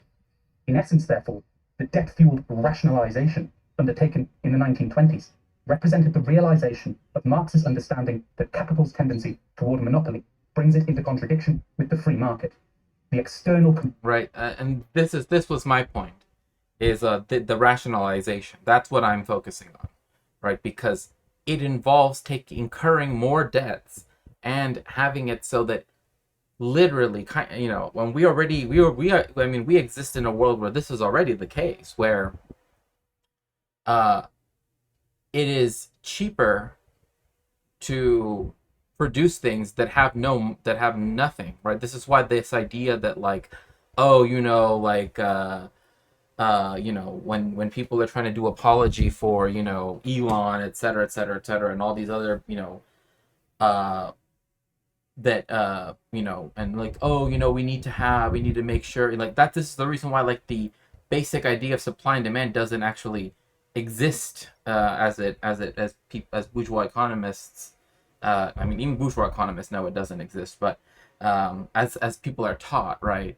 Have you read a Perfidious Distortion of History, the Versailles Peace Treaty, and the Success of the Nazis by Jürgen Tamke? Uh, it's not ringing a bell. But the name Jürgen Tamke, did he write something else? Propulsion towards ceaseless production generated by fixed capital and a tendency toward planning developed by monopoly, necessitating a planned economy as a whole. These contradictions would prove to be crucial for fascism. However, whilst this... But see what they're saying here, Atterduck, is what you're saying, right? Like, this is, like, yes, once they added sort of reformed the treaty, still having it, this is and what allowed for this immense growth in industrial capacity. This is like what you're saying, right? He taught at the Australian National University. Is that in Canberra, if I remember correctly? Stabilization lasted, they eroded its basis. The Nazis virtually disappearing from public concern as coalitions of liberals and social democrats ruled over the fading Weimar Republic.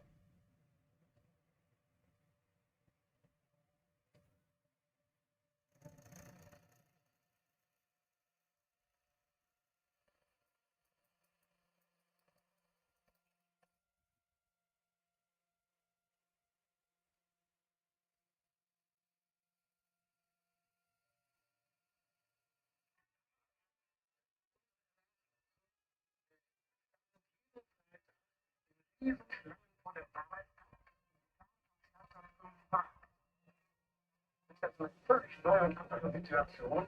Da waren viele bei, die hatten ganz einfach nicht das, die Mittel, um ihr Essen zu kaufen. Aber sonst war das ein, sagen wir mal, trostloses Geschehen mit den Menschen. Was Spaziergänger sind ja nicht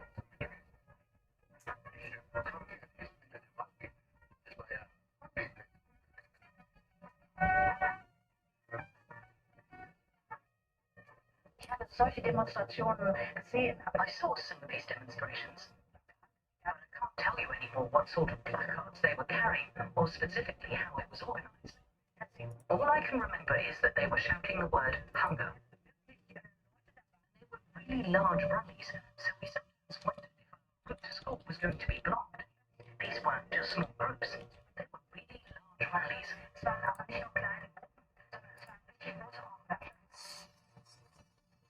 In September 1923, shares on the London Stock Exchange collapsed. This was followed in October by the collapse of the market on Wall Street, inaugurating the Great Depression. The scale of the crash was immediately evident, the Dow losing 11% of its value on the 24th of October, 12.8% on the 28th of October, and 11.73% on the 29th of October.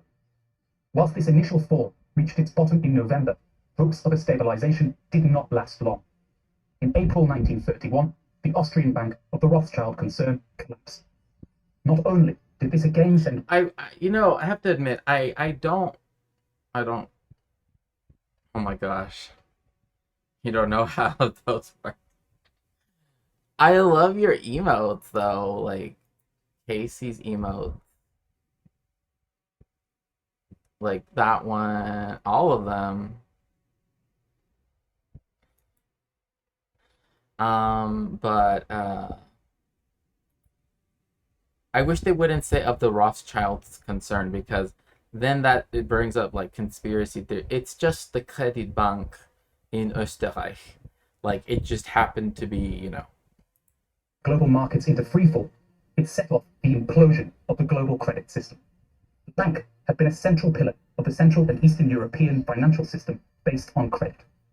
So remember, this goes back to what Adadak was talking about, is that yes, there was a recovery, but that recovery was based on incurred debt. Now, the bank that is the bank, right? Like like Lehman Brothers, right? Right, like imagine, like this is like a Lehman Brothers moment, right?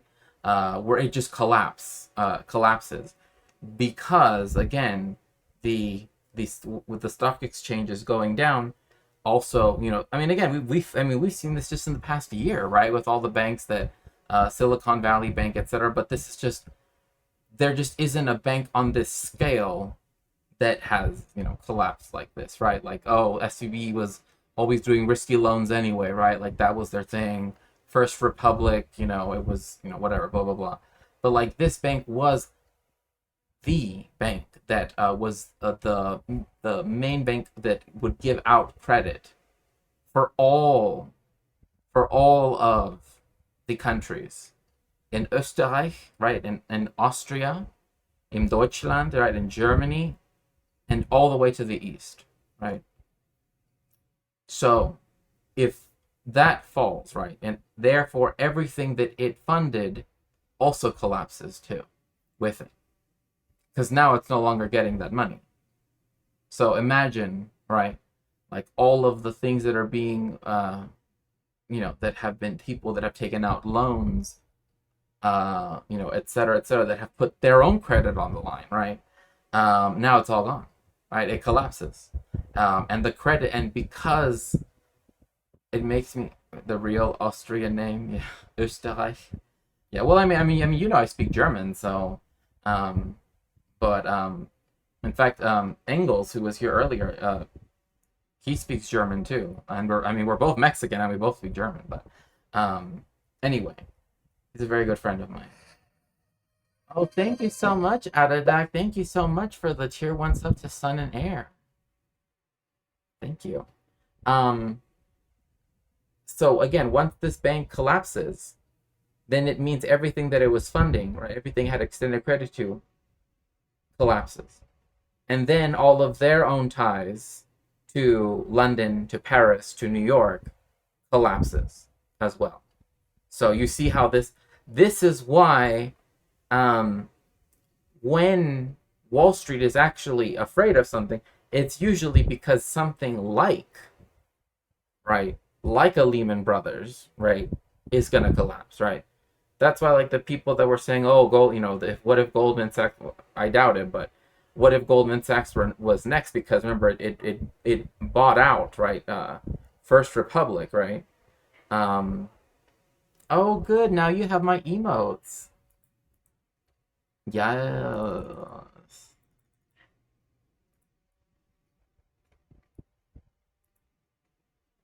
Accordingly, panicked American investors withdrew all of their short-term investments from the region. Think about again. Like I wanna be clear with like what's going on here. All short-term investments. That means anything that matures within 18 months, right? So if people needed, right, uh, a loan to pay off something or to start a business or to do it, it's all gone now.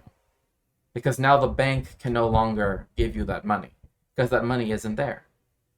And you can see how this reverberates around the world, right? Because if the main credit bank, right, the Decay Bank as it was called in Österreich, once it collapses, right, in Vienna, then you have banks in Berlin collapse, banks in Poland collapse, right, businesses collapse, right, all these bankruptcies, etc. And then you already have the stock market, right, at the beginning of the Great Depression in 1929, with again one thing I'm very glad that they did point out is that it did not start with New York. Now in America, people are taught like, oh, New York, right, the New York Stock Exchange, right, because after this point, right, London is no longer the preeminent, right, financial center of the world, right. This is where a lot of the like weird conversations about like the reserve currency, blah blah blah. Like Britain proves that the whole reserve currency BS is all wrong because the pound isn't the reserve currency, and yet it's isn't the reserve currency anymore, and yet it's still it's stronger than the US dollar, right? So like that disproves the whole like everyone put all of invest only in gold now. I blame New York. Well, I mean, one thing, I took the Staten Island ferry once. Oh my gosh. Well, at least it's free. At least it's free. That's like that makes it all worth it. Like me, I'm out there in Brooklyn going between different Jewish neighborhoods and For a Germany fueled by debt, this proved disastrous. So again, out of that, no, it cost you girl. Mm. Mm-mm. Mm-mm. So again, Adadak, like you're right that they recovered, but they recovered on credit, right? This is the problem. That's the issue, right? And that's actually what the United States and Britain wanted, right? For it to all be based on credit because they care about finance capital, right? Like that's what they, right? Like, because you already have the beginnings of imperialism with, the most parasitical empire of all, right? The British one, right? Already beginning. Even this early on, right? Where it's no longer the factory of the world, right? Instead, you already see it moving manufacturing, of like things like in Egypt, right, et cetera, et cetera, et cetera. It doesn't become more pronounced until later after the Second World War, but again, there was this growth, like you said, but it was all based on credit. And once the bank that can give you the credit has no longer is getting the money from the Americans, that like this is In just a few weeks, the Reichsbank lost 3 million marks in gold and foreign currencies. Though the US placed a moratorium on German reparations payments in So see, like, this is another thing too. The moratorium on America said, fine, you don't have to pay the payments because there was so much capital flow. This is the problem when people try to say, oh, America is going to be like Zimbabwe, or they're going to be like, which one, please, like, Americans, stop thinking that anything is going to be like Zimbabwe, and stop simping, Rhodesia, like literally fascists, racists, like, I really dislike when people bring up, because they only use it, in a negative context, right? It's always as a negative context, but, or Venezuela, right? And it's like, there's no way that you can compare Weimar Germany. Like, the only reason why I think also most people bring up Weimar is because it's white people, right? Like, oh, how could Germany have fallen, blah, blah, blah, in this way? And it's like, well, this is what happens when fixed capital costs become so high that it's better to produce things. And now we live in an age of hype where this is even more the case, right? This is why, like, shoplifting is not even a real thing, so to speak, right? Many people will argue that because they have to keep producing shirts, they have to keep doing all this stuff regardless of whether or not they have a place to sell it.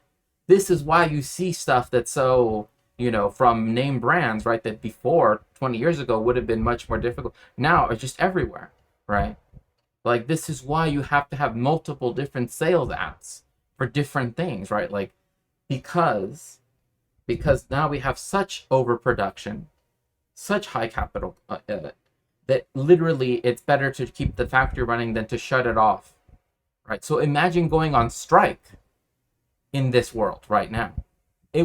The damage done would be against capital would be enormous. I mean, I can't even describe to people sometimes how enormous that this would. I'm so glad we're watching. I'm so glad that you're enjoying it, Almost Rizal. Had a boss that visited Zimbabwe and gave me millions, and yeah, I mean, like, yes, it's just that, like, lately a lot of people have been like, I've noticed, because what a lot of hogs are doing, is that, like, instead of being directly, right, like, oh, that they like, Mustache Man, they're like, no, let me instead say I like Ian Smith and, the Rhodesian Front, right? And, like, and they think that, like, oh, well, it's not Germany, right? It's, a minority, right, fighting for their, you know what I mean? And it's just a way for them to, simp, fascists, white minority rule in Rhodesia and all of that stuff, right? Back when it was called that, right? And then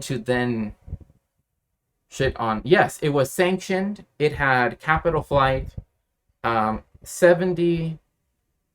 I mean, there is no real natural cause of inflation as such, right? Like, I know what you're saying though, but one of the things was that all of the people, like all of the bourgeoisie, for example, which were all white, they all had accounts in banks that were in Britain. So when they would say, oh, hold it in pounds, or like to have it in, that's why so many of them left. And in fact, a lot of them, along with a lot of South Africans, moved to Perth in Australia because it's like the closest part, I guess, to South Africa, geographically speaking. But in which is, anyway. But point being that that they were able to do this because of the British financial system, right? That they, personoids.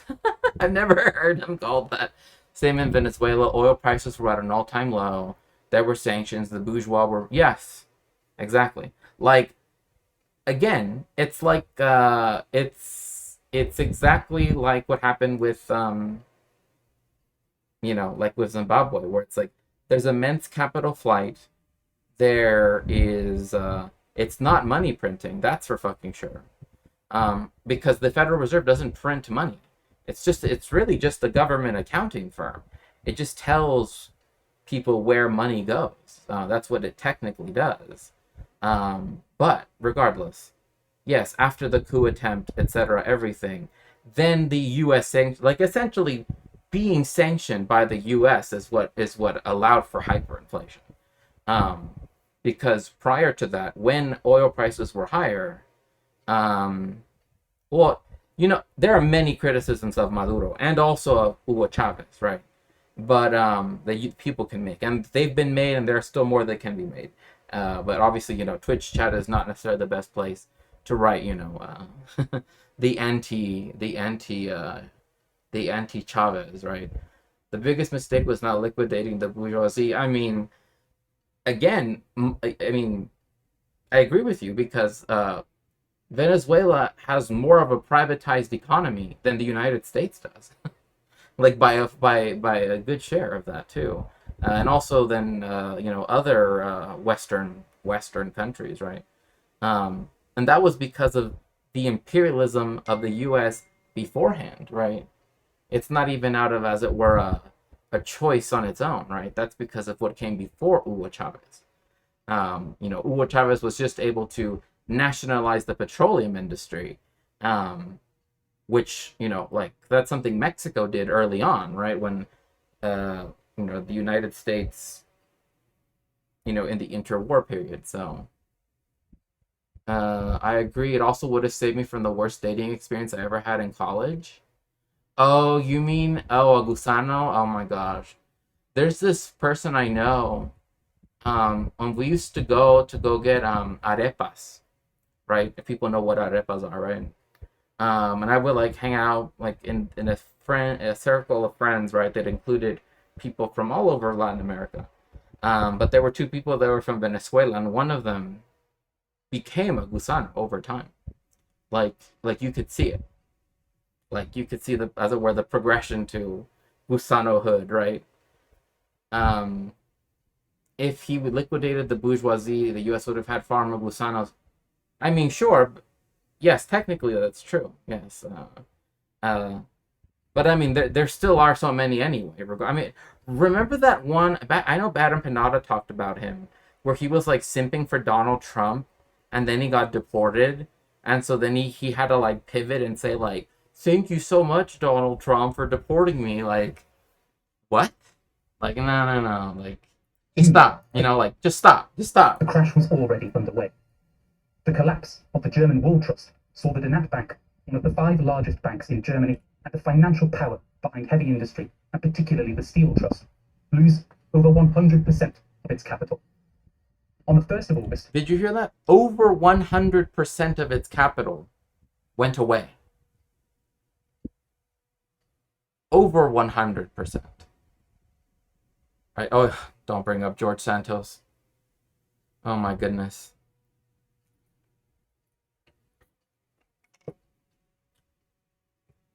I heard Assyrians or Egyptian Christians simping for Trump's and he deported. I mean, again, I played the video a while back of like these like Mexican people for Trump that were like immigrants themselves, and then they said that like so their house like in certain parts of Texas, like you have towns that actually, right, are on the border, right? Because like if you go to California, most of it is like it doesn't touch, so to speak, right? Where on the Mexican side it's right there. Then and so they said that once someone, a person who was a refugee, to me, like speaking honestly, they're all refugees. They should all be given asylum instantly just by arriving to the United States, and they should not be questioned. And they should not be put in concentration camps. That's for fucking sure.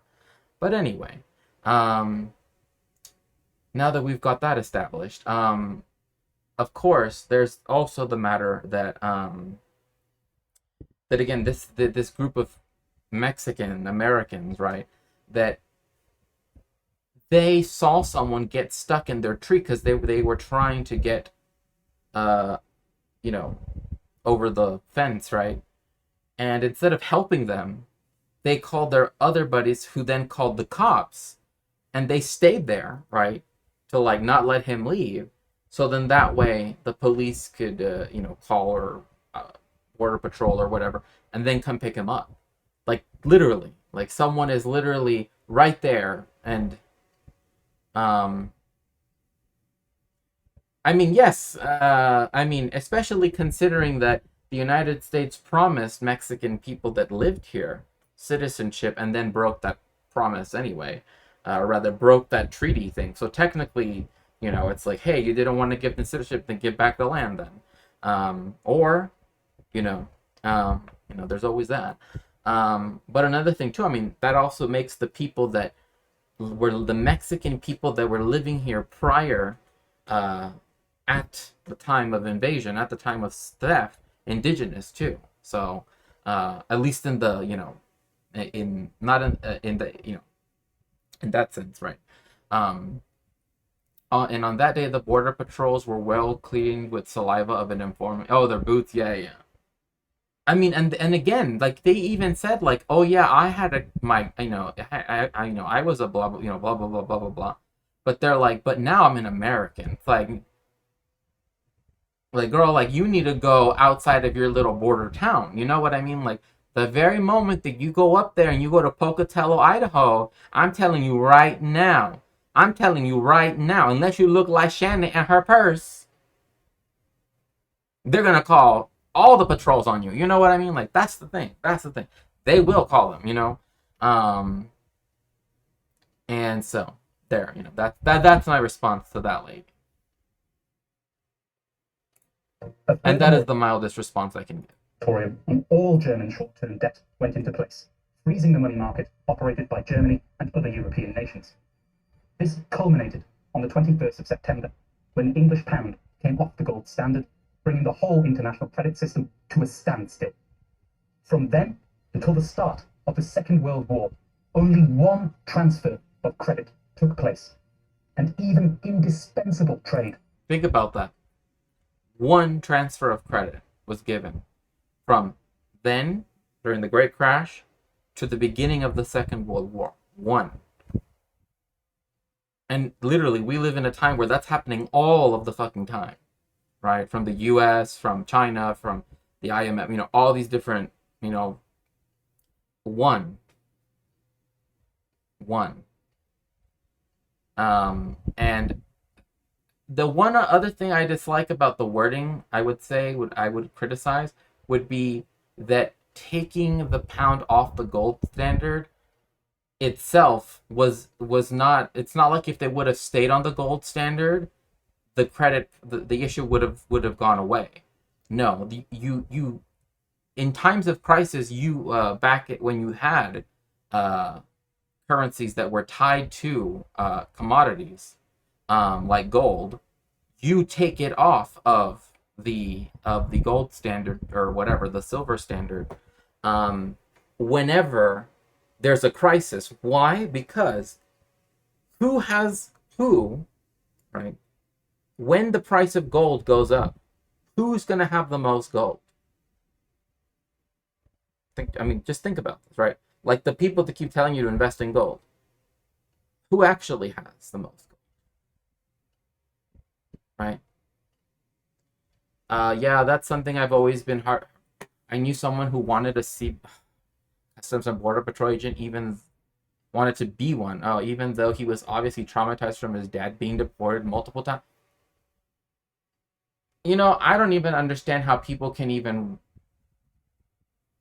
I don't understand how anybody could ever aspire. Again, whether it's someone who's Mexican or whatever. Like, well, with white dudes, it's a whole different story, right? Like, it's kind of, par for the course. But, it's a job invented by them for them, right? The enforcement of white supremacy, right? But, like, when I hear of, like, oh, like, now they're working for, ICE, it's like, what? Like... it's like you still let them in your house. Like, I'm thankful that no one in my family ever tried to go down that way, because again, no Zionist will come into my house, and also no cops, no nothing, like no CBP, no ICE, no nothing. You don't have no warrant, you are not coming into this house. And even then, I'm gonna be recording the whole fucking time.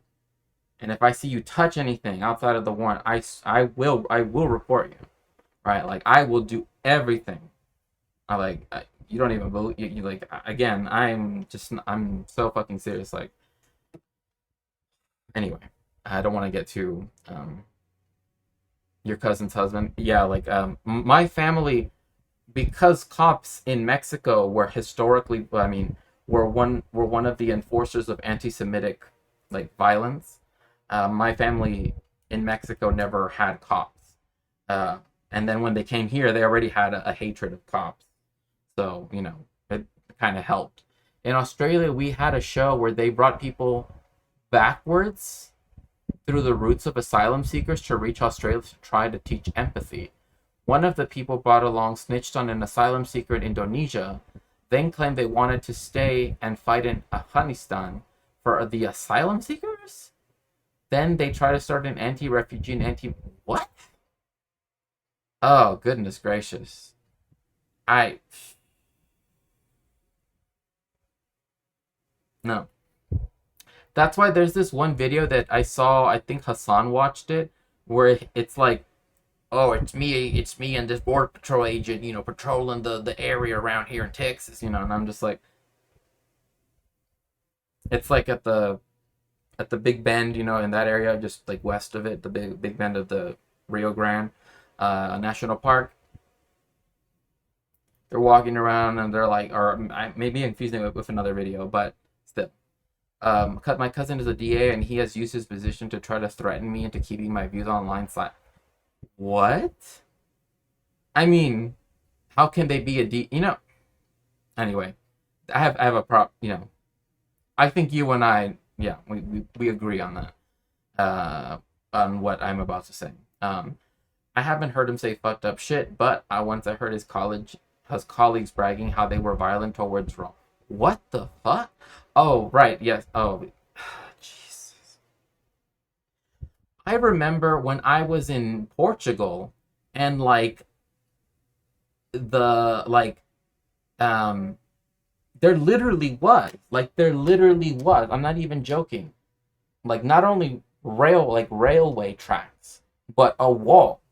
So you could not see the Roma people on the other side. Like literally, like a wall, to not have to see, right?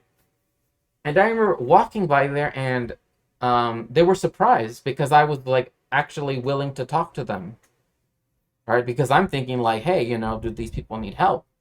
You know, 'Cause I don't know. I mean, I at that time I was still quite young, and I my parents always said, like, if you see people that are hungry, right, offer them something to eat or whatever. I said, oh, I'm about to go to the grocery store. Do you want me to, do you need anything? Like, do you want me to get you like a loaf of bread or whatever, some apples or whatever? And like they were like, you're talking to me like I'm a human being, I'm like, wow, that's insane to me. Like the anti-Roma discrimination in Europe is so fucking disgusting, absolutely disgusting. And I mean it exists even in Mexico too, where they're accused of kidnapping, literally. Like growing up, I was always told stories of Roma people who are not called Roma; they're called Hungarians, and that they go around stealing kids. Yeah, anyway, like I was like, what are you talking about? Like Hungarians go around stealing kids? Okay, good to know. But it was a way of saying Roma.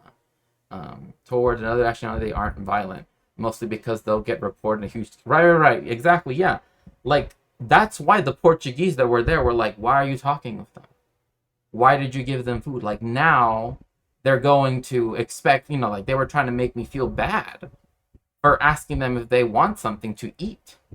I'm like, they're human beings. They're hungry. They have children, right? And they're like they always. I remember because the response was they always have children.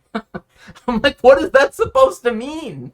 What on earth is that supposed to mean? Like I've heard that same phrase being used against Mexicans. So here in America, so like hearing it for another marginalized, group, it's like, what the fuck do you mean? Like, I know what you mean, but what the fuck do you mean by that, right? Like who says shit like that? Like that's the problem. Like the only thing that me having internet has done is just raise the amount of times that I think and outwardly say, who the fuck says things like that, right?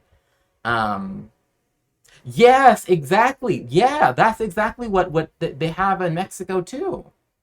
Yeah. That if you're a bad kid, yes, that they would hide you in their skirts, right? That they would hide you underneath their skirt and that they would hide things that way, right? And I'm like, okay, you're saying that they steal anything and everything, right? Like this is the whole. I'm like, well, what about a washing machine, right? It's like they would steal anything, right? Uh, I use Roma, but people use the slur here. Well, the problem is that here people do not. Well, pardon me, not here, not the U.S., not California. Different story. In Mexico, people still say the word um, that the French still use, right? To describe them. That starts with the h sound, right? That starts with the letter G. And in fact, there are even cigarettes that are called like literally the Romas, right? But in French, with their word with the letter G. And then there's also a famous book too by De Lorca, right? Um, and then there's that Greek phrase that talks about the yeah, yeah. No. I know what you're talking about. Um, there's that phrase in Greek too to essentially say nobody gives a shit, but it's essentially saying something about Roma people. Yeah, you nip that humanity in the bud whenever you find it.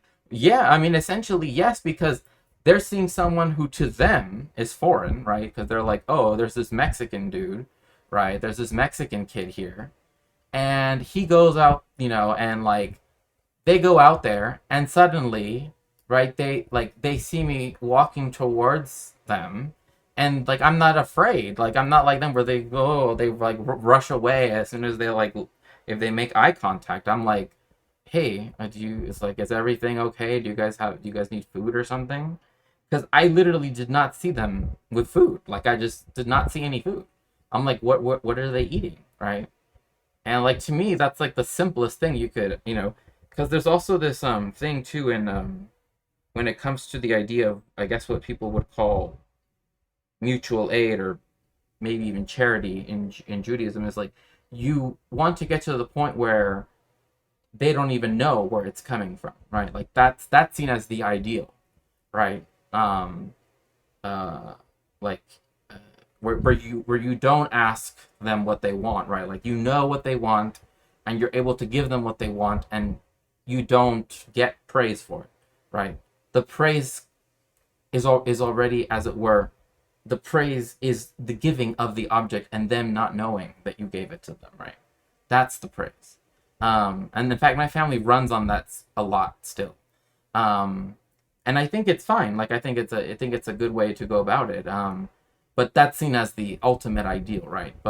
Um, uh, but to always give where you can, right? Especially if it's something like food, right? Like I remember growing up, don't fight over food, right? Stuff like that. The communists here didn't go after people who use slurs against them. This issue wasn't fixed anywhere. I get that. Yeah, that's this is why I've often said, in the former Yugoslavia and in other places where this is why the idea, I'm not saying exactly what happened during the great proletarian cultural revolution, but the idea of what a cultural revolution is and why it's necessary, I think is the case, right? Like there needs to be a time where everything is focused on getting rid of all of the old prejudices, all of the old, right? Like the belief in America, right, that it's like, oh, over time they will phase out, right? And it's like, no, because look at people on the internet, right? Like, there are people that are so horny to say the N-word, right? Or other words, right? Like the S word against Mexicans, or other words, right? The K word to me, right?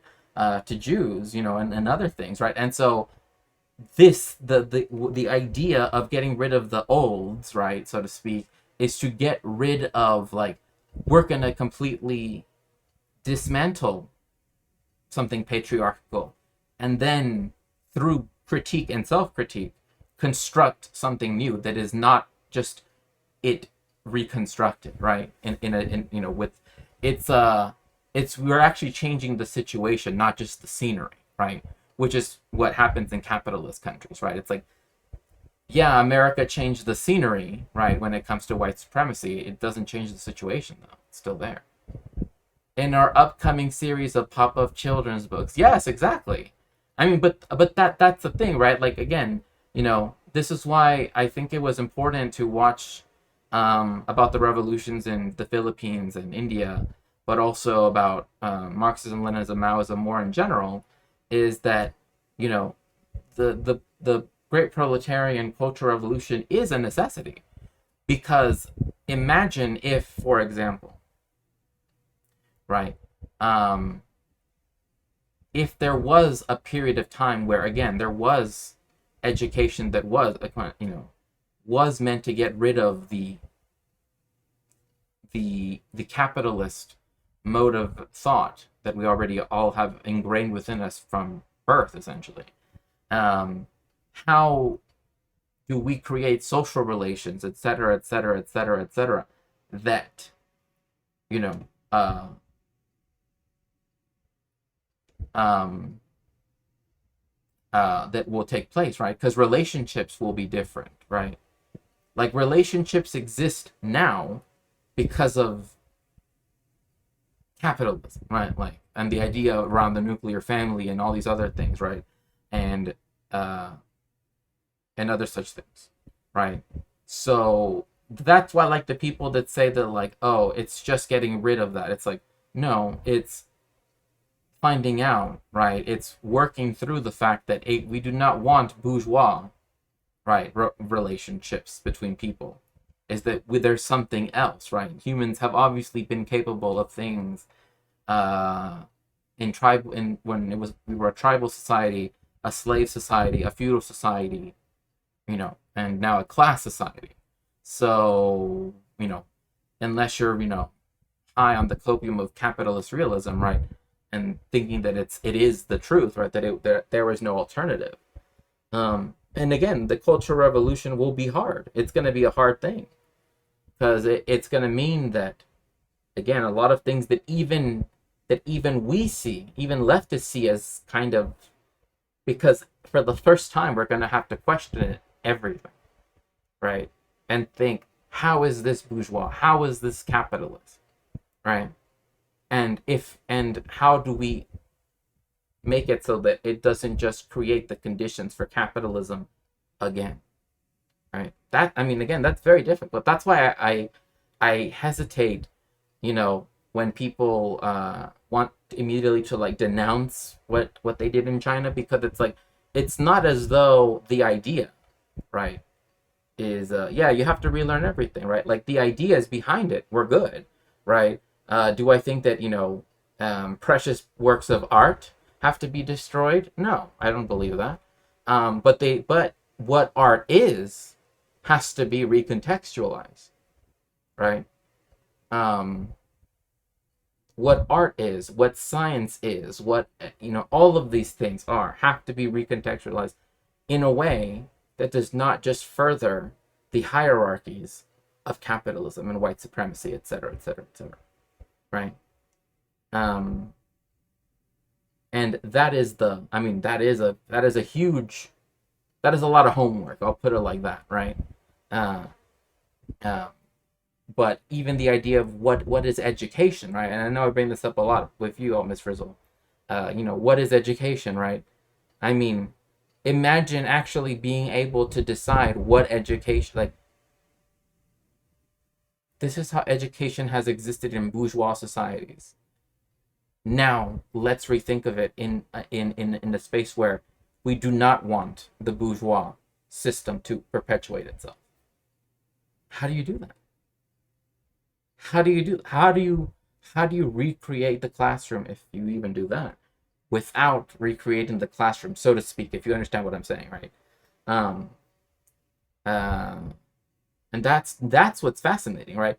This is why I don't think that the age of theory, like a lot of people almost act like, when it comes to Marxist thought, right, and writing theory, that it was like an age of prophecy, right? That like, oh, after Mao's death, right, like that's when the canon of Marxism closed, and ever since then, we have this, and again, that's a Western view, right, of thinking of a canon of things, right, that is closed and can no longer be added to, right, um, uh, etc. But the idea of theorization still has to keep going. I mean, imagine if they would have said that to Lenin. Oh, you can't theorize because Marx and Engels already figured it all out.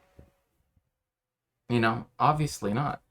So this is where, again, why I said, like, I know we discussed your idea for an article, but even if when I'll put it like that, when we work on it to change it into a book, right? With me talking about university education, you talking about K through 12 education, it's going to be a lot of research and a lot of theorization. It's not going to be easy. It's not going to be done in 9 months like some books are that that just regurgitate what already exists and just say, we'll just change this and this thing, right? We have to take multiple steps back and think. Um, you know, um, yeah, it's a massive undertaking, right? But so was writing Capital, so was writing Socialism, Utopian or Scientific, so was even something that's short, relatively short, such as Imperialism, the highest stage of capitalism, right? Like, even something like that has to be, it's a huge undertaking every single time. And it doesn't mean that it has to be, 800 pages, but it does mean that you've got to think things through right from exactly, from Marxist fundamentals, right? Like, this is where knowing dialectical materialism, historical materialism, knowing the theory of contradiction of Mao, knowing about imperialism, knowing about other things, right, all come into play. So let's see. Powerful Finger says, in William Hinton's work, William Hinton, why is that name ringing a bell? William Hinton. He claims the right opposition used ultra-left tactics in the Cultural Revolution. Again, it's very difficult to, and again, I'm not doing apology. I want to make that very clear right now. Like I said before, the necessity of a great proletarian cultural revolution is not me saying that everything that happened in the one under Mao was correct, but rather that the idea, right, the fundamental questions, the fundamental questions that are being asked, etc., right? Like, why is it that we have the opposition between teacher and student?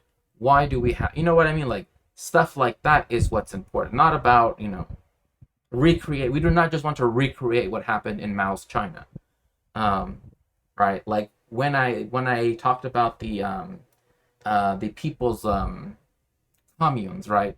Like, it's going to be very different because America, like what is the United States, is very different, right? Um, because it's the imperialist, it's imperialist core. So it's going to be a very different thing to have people's communes, right? It's not as though most of the people, the vast majority of the people in the United States are from the peasantry, right? So again, that's where this is the reason why the intersectionality of other groups, right? Like people who sometimes we'll talk about like new African democracy, right? In relation to black liberation, black nationalist movements will say like the South, right, in particular, will have to be where these since what and as well as other places, but particularly there will be places where the fundamental contradictions that allowed for the ongoing right harm of chattel slavery, Jim Crow, etc., have to be completely dismantled because it does not mean that, for example, like now they should all leave, right? That's the exact opposite. Instead, it's like imagine having people's communes there. They cannot be set up in such a way that just recreate the sharecropping system, right? Et cetera, et cetera. So he also disputes about the famine numbers. He was in China during the Great Leap Forward. I mean, again, like I've read stuff that talks about the Great Leap Forward, and I just think to me it's like it's just very difficult. It's just a very difficult thing to talk about because was there successes? Fine, sure, but does that necessarily mean that we have to discount the horror? Obviously not. And so, in fact, that's why Mao's idea of critique and self critique and critique are so important, right? That's why Mao was willing to say I was wrong, right, and willing to have other people say that he was wrong to his face, and then do a struggle session to try to get to. And again, I'm not saying that it went down perfectly every single time. Obviously, that's we're humans, but imagine that being the case, right? Because obviously China doesn't have to do that form of industrialization again, right? And definitely the US doesn't, because now it's deindustrializing, right? But then those questions of the Great Leap Forward, right? It's like we do not want the excesses, in this case the negative side of the idea of the Great Leap Forward in its praxis in China necessarily to be recreated, but the principle behind it, or rather the principles behind it, are important because, of course, you cannot just keep the world divided into industrialized global north and agricultural, semi-feudal, semi-colonial global south and call that communism, right? So that's where, again, this is why I keep saying it's an ongoing conversation. Marx noted this, Engels noted this, Lenin notes this, Mao notes this, and we have to learn from their successes and be critical of their mistakes and build up upon that. And again, but like the great proletarian cultural revolution will be something that does have to happen because we do not want edgy internet teens, right? Like we do not need that, right? In a communist society, right? That is something that needs to actually go away. And it's not because blah blah blah, right? But it's because the freedom of speech, I mean, even that, it wasn't even really held up as a big thing until after the Second World War because of the Cold War. Before that, you hardly hear anyone talking about the First Amendment, let alone the Second, because it was just taken for granted, but that's a whole different story. But anyway, point being that, again, like, what about bourgeois rights, right? A bourgeois constitution, bourgeois rights, the bourgeois idea of the relationship between the state. Here, let me transition to chat. Between the state and the citizen. We're not just going to keep going with what John Locke and Jean-Jacques Rousseau and Montesquieu said, right? We have to go beyond that. What will the people's courts look like, right?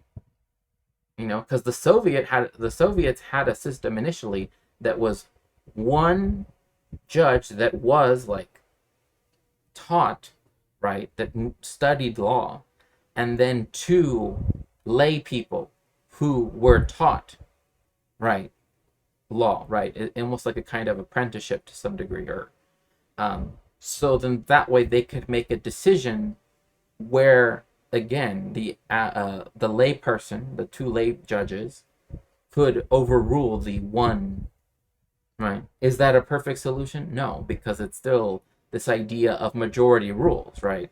There has to be something, Um, is it a good thing to have like 9 god kings like in the US? Definitely fucking not.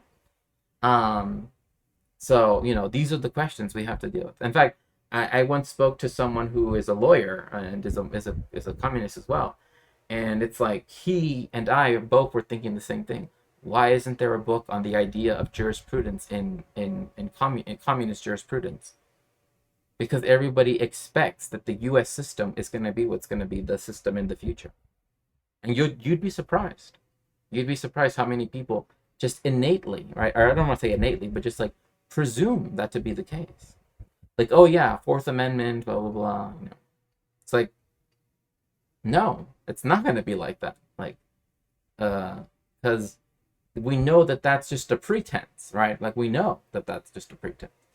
But we're also taught that that is the foundation of jurisprudence itself, right? Of the law, right? Same thing like with the idea of possession is 9/10 of the law, right? Like these types of things that we have been inculcated in believing have to all be questioned to think about jurisprudence after capitalism is over,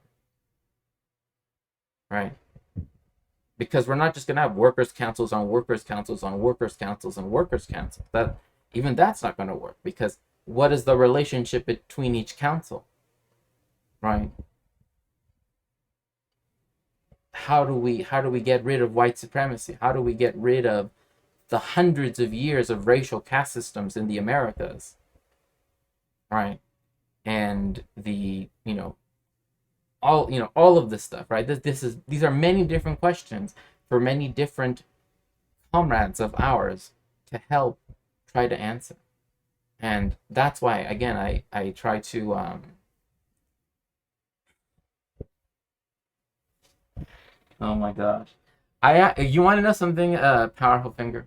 I think that that's a little bit, I don't know, out of deck, if you might want to, um because I don't know, that kind of goes a little bit, just in terms of like TOS stuff. I know what you mean, but I I remember getting in a debate. Oh, wait. First, I'm in my phone interview with the Marxist group on Monday. I'm excited. Oh, that's awesome. Oh my goodness. Yeah, that's great. That's great. Um, yeah, get involved, and and also be very vigilant, and also make sure that whenever you have physical meetings, make sure that they have a policy of leaving your phone behind. Uh, like even if it's in the car, just do not take your phone with you. Like that is my advice from being in leftist orgs, directing a leftist org. You do not want to leave your phone in your pocket, because they even did an experiment about that where where the police, right, responded to one group, right, that they all brought their phones, and then another one, that nobody brought their phones. They didn't even show up on their radar, like literally and like figuratively, right? Our OPSEC is terrible. We all have our out phones. Again, look, I'm just gonna say it. In my opinion, again, having been the director of an org that was multi-tendency, one of our main rules was no phone. When you enter that space, I'm not going to describe it in any way. That space, no phones. You can leave it in your car if you want to, right? In your glove compartment. Do not bring it into where everyone's going to be discussing theory, but also, most importantly, praxis, right? What we're actually going to be doing. That's the last place you want to have, as it were, something that listens to you and can record you. So very much our OPSEC, at least, again, with the organizations I'm used to, always firm line, no phones. No phones. No phones if you go to any to anything any meeting or anything like that. And again, it depends too. Like, I don't want to go into detail because, again, it would be giving too much information. So like even meeting new people, like we didn't do phone interviews, right? I'm not saying that's bad. I'm not saying that's bad. Um, but because I know that's more common in the U.S., right? But like in places like Mexico and even in the Philippines, right? Um, it's different, as as I've described before. Like it's like you wouldn't want to call someone who is part of the MPA, right, in the Philippines, right? Because if they want to red tag you, they will, and providing any evidence, uh, even if it's not real, true evidence, like you just happen to. And I'm not even joking when I say this. Like there was someone that mistakenly called someone that was in the MPA, and their entire family got red tagged. So, but again, that was in the Philippines. But it's not. You do not want to be. You do not want to be caught up in that. So just no. Best policy: no phones, no recording devices, nothing like that. If you are going to go to some form of action, uh, you can bring a camera, right? But you do not bring a phone. Do not bring a phone. That's. I personally, I wouldn't bring anything, but I mean, again, I know that now. Uh, that's me just being old, right? Like, oh, don't bring anything, but bringing a camera that can, because I know there are cameras now that can live stream, but again, that's also something you don't want, right? Because also, because then that also can, but just something that can record like a camera, right? That and always make it handheld. That's all I'm saying. I don't know how we got to this like advice, but I'm just saying, please just be careful out there. Like my fellow comrades, please. Um, and uh, also dress in stuff that if things are gonna go down, right? You want to wear stuff that's appropriate, right, so to speak. Like you don't want to wear shorts, right? I know it might be hot, but trust me, when skin touches that hot asphalt, it doesn't feel very good. Put it like that. It does not feel very good. Um, Even having something that can be retroactive. Yeah, exactly. They can be tracked. Yeah, yeah, yeah. Because of the pinging, right? That's why I'm saying like uh I can't get into detail. I cannot get into detail. Like maybe at a deck, you and I could discuss this. Ferret King, we could discuss this privately, but I'm not going to go into detail on the stream, right? Um, I read reading a comment in a communist subreddit from a Filipino. The state there responds, "Yeah, no, I know. I mean, I lived in the Philippines. I even taught where Joma, uh, the revolutionary, his alma mater, in the same department, because it's just like a general humanities unit now, humanities slash social sciences. Because technically, history tends to be placed in the social sciences, but sometimes they put it in the humanities, just depending um, on the institution. Um, but anyway, but yeah, like you don't bring up Joma like around there. And I already said like the research that I did there, I had to do it knowing that I couldn't ever talk about it there, right? Like I can't talk about it here because as a foreigner, like they would just kick me out of the country. But if anybody else like they again like we went over yesterday, right? Red tagging is something they will do. That's the thing. Like that's how we know that where when we watched earlier about India, right, and the Naxals, right, how the Indian state had to say they are our biggest challenge.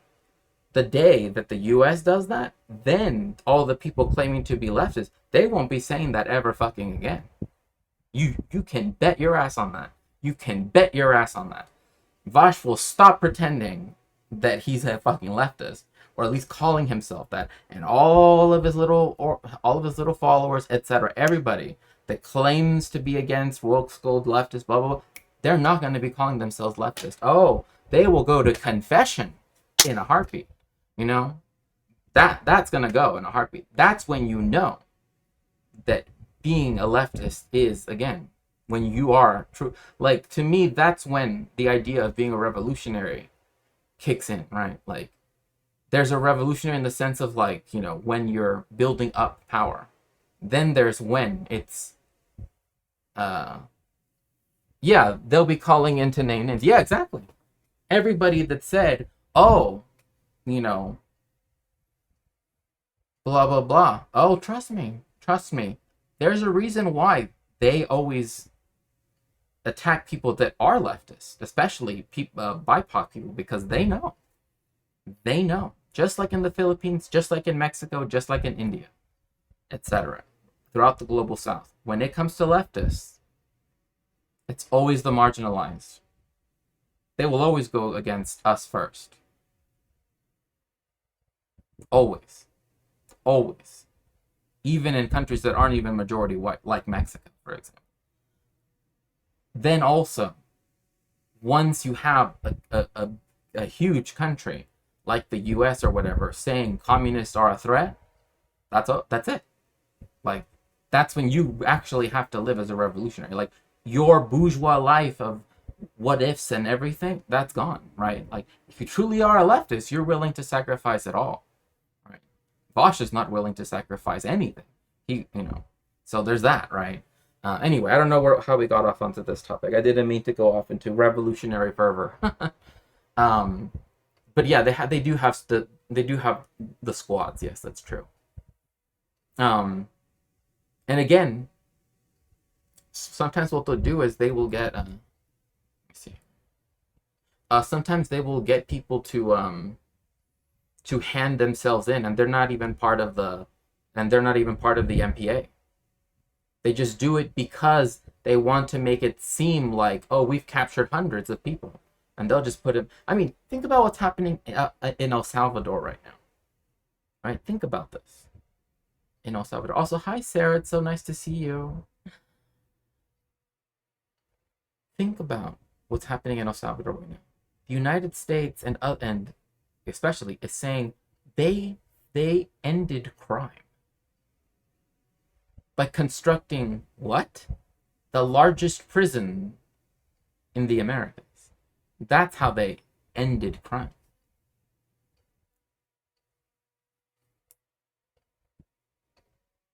By imprisoning, in fact, rather, here is a very telling story. There was a dude from Colombia, okay? Right wing. Colombia has a lot of hogs. Because they also, like they've always been the, like, right wing opponent to, like a lot of conservatives from Venezuela. Once Hugo Chavez became president, they all ran off to Colombia because they already had land over there. Because before they used to be one country, then they separated, right? Historically. So, like, family ties across the two nations can be, or in technically Panama, but that's a whole different story. But across the two nations are often common. China have the chance, even from selfish reasons, to arm the Maoists. Oh no, but they're not. They are not, right? That's what we went over yesterday. They are not.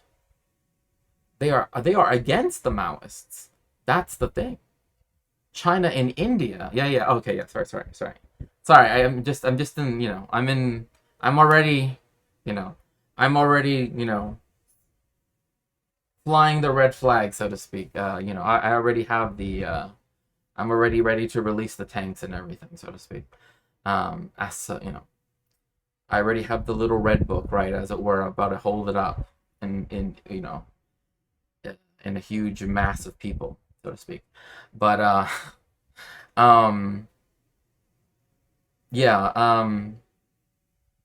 that's just a lot of the things that you have to take into consideration. That's why, again, OPSEC is important, but just know, like, when you have to when you become a revolutionary. That is to say, when it's no longer a question of,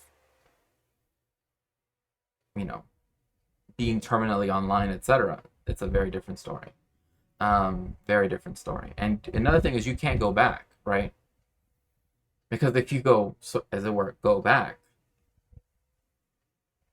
there's no promise that they will, as that any, like, one, the left, communists won't take you back once you leave, right? Like, in the sense that if you betray the people have no reason to trust you ever again, right? Do you really think that the fascists are going to be happy with you, right? Like, once they're done getting whatever they need from you, right?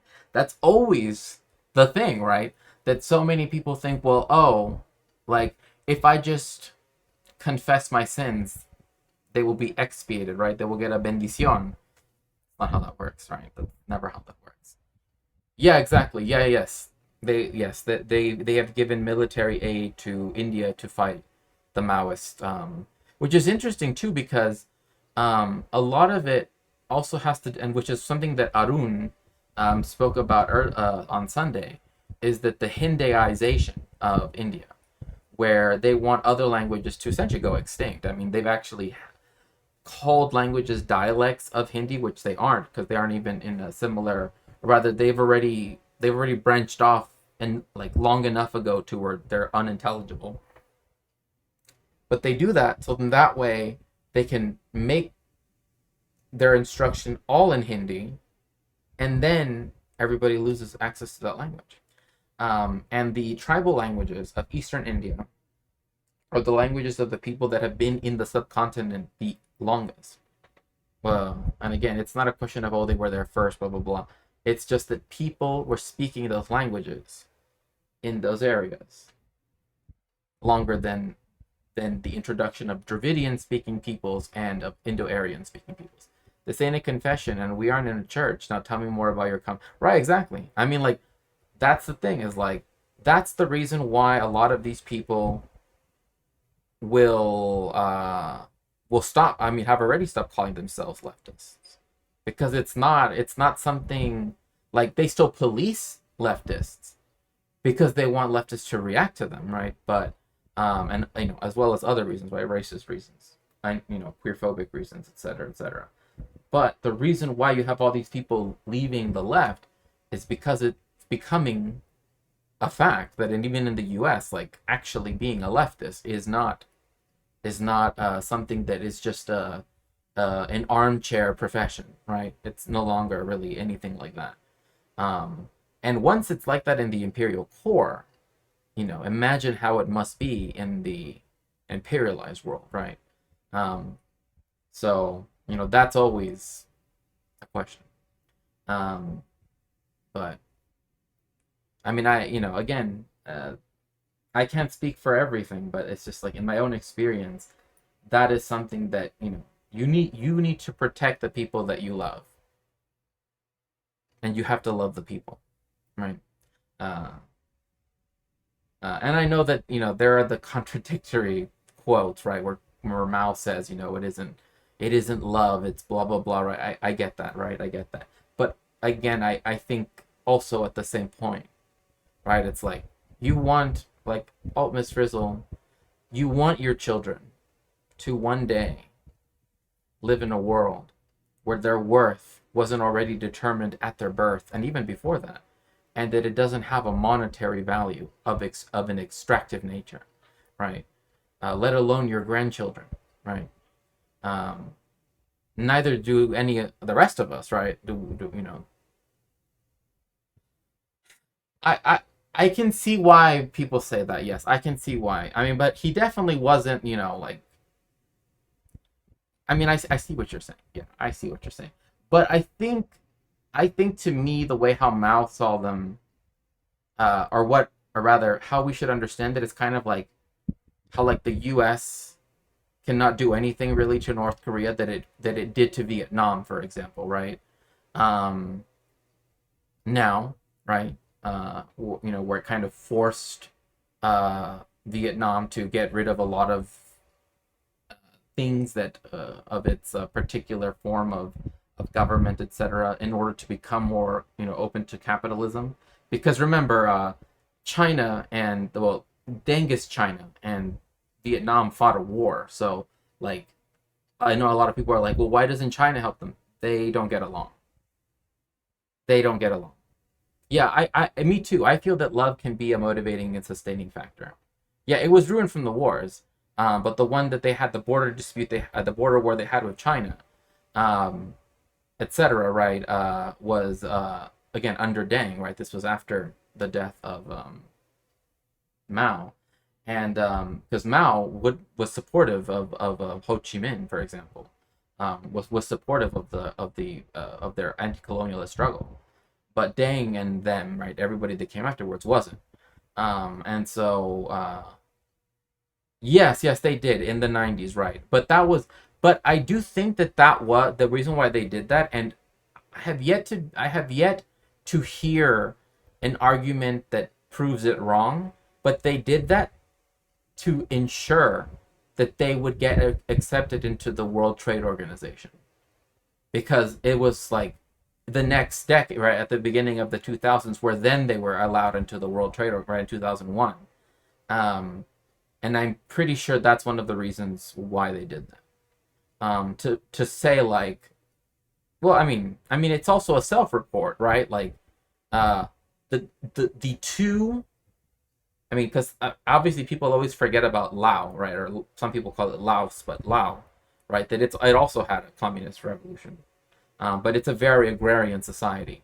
Um, and people again know Vietnam because of the war, right? But you have China bordering two countries that fought socialist revolutions, and it's willing to do anything to, like, it doesn't matter, it doesn't care to it if those two countries stay or go, right?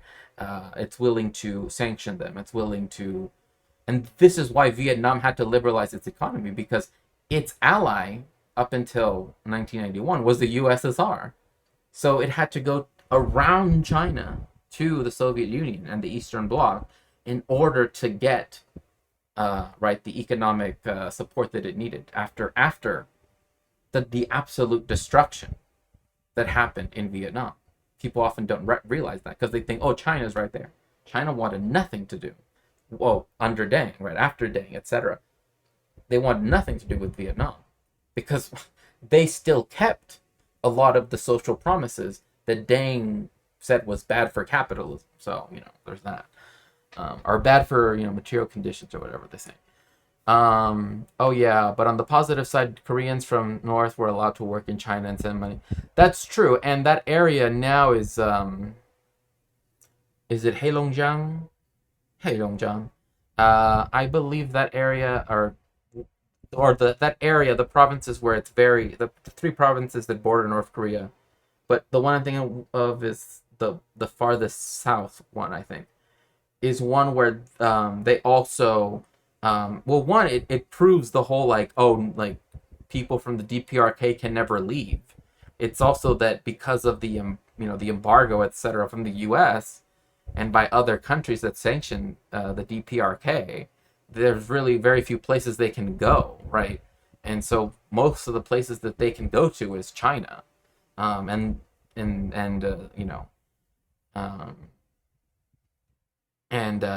so and that's an area, again, across this invisible line, right, that has a large ethnic Korean population just across the border. So a lot of people, if they do leave the DPRK, will go live in China, in that region, for a few years, come back. Because everyone thinks that it's like you either live in Pyongyang or live in, like, the one hut in the middle of nowhere, right? Like, no, like, as much as white people try to be racist as fuck and tell you that, that isn't true, right? Like, there are grocery stores, there are all that stuff. It's just, again, it's what do you do when you're under an embargo from pretty much all of the economic players, the major economic players on Earth? There's very little you can do. At least Korea is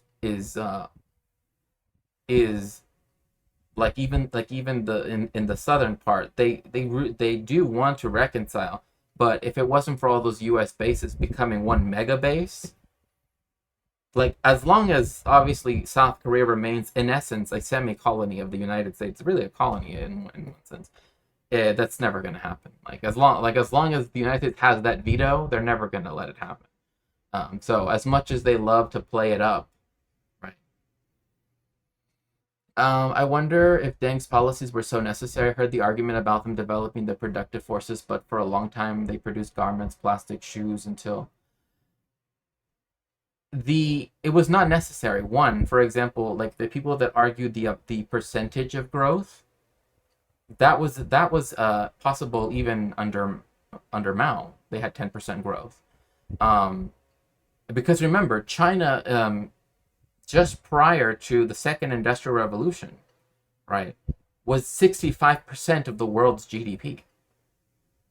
Right? Like even now the United States can't even come close to, like, it's very difficult for us to imagine a world where a country makes up the super majority of all production on Earth, right?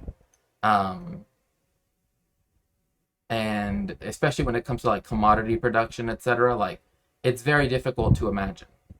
But at one point, when world trade was very different, and the economies of the world were also very different. China was 65% of the world GDP. However, right, like after the second industrial revolution, it was less and less and less and less until the second opium war, etc., right? I also never understood why Americans like forget the fact that they had literally had colonies in Shanghai, right? Like Britain, France, right? Like everybody knows about them. Even Austria, Hungary, for Pete's sake. But the U.S., it's like they pretend like, oh, like why on earth would China be angry at us? I wonder why. I wonder fucking why. Up until the 2000s, yeah.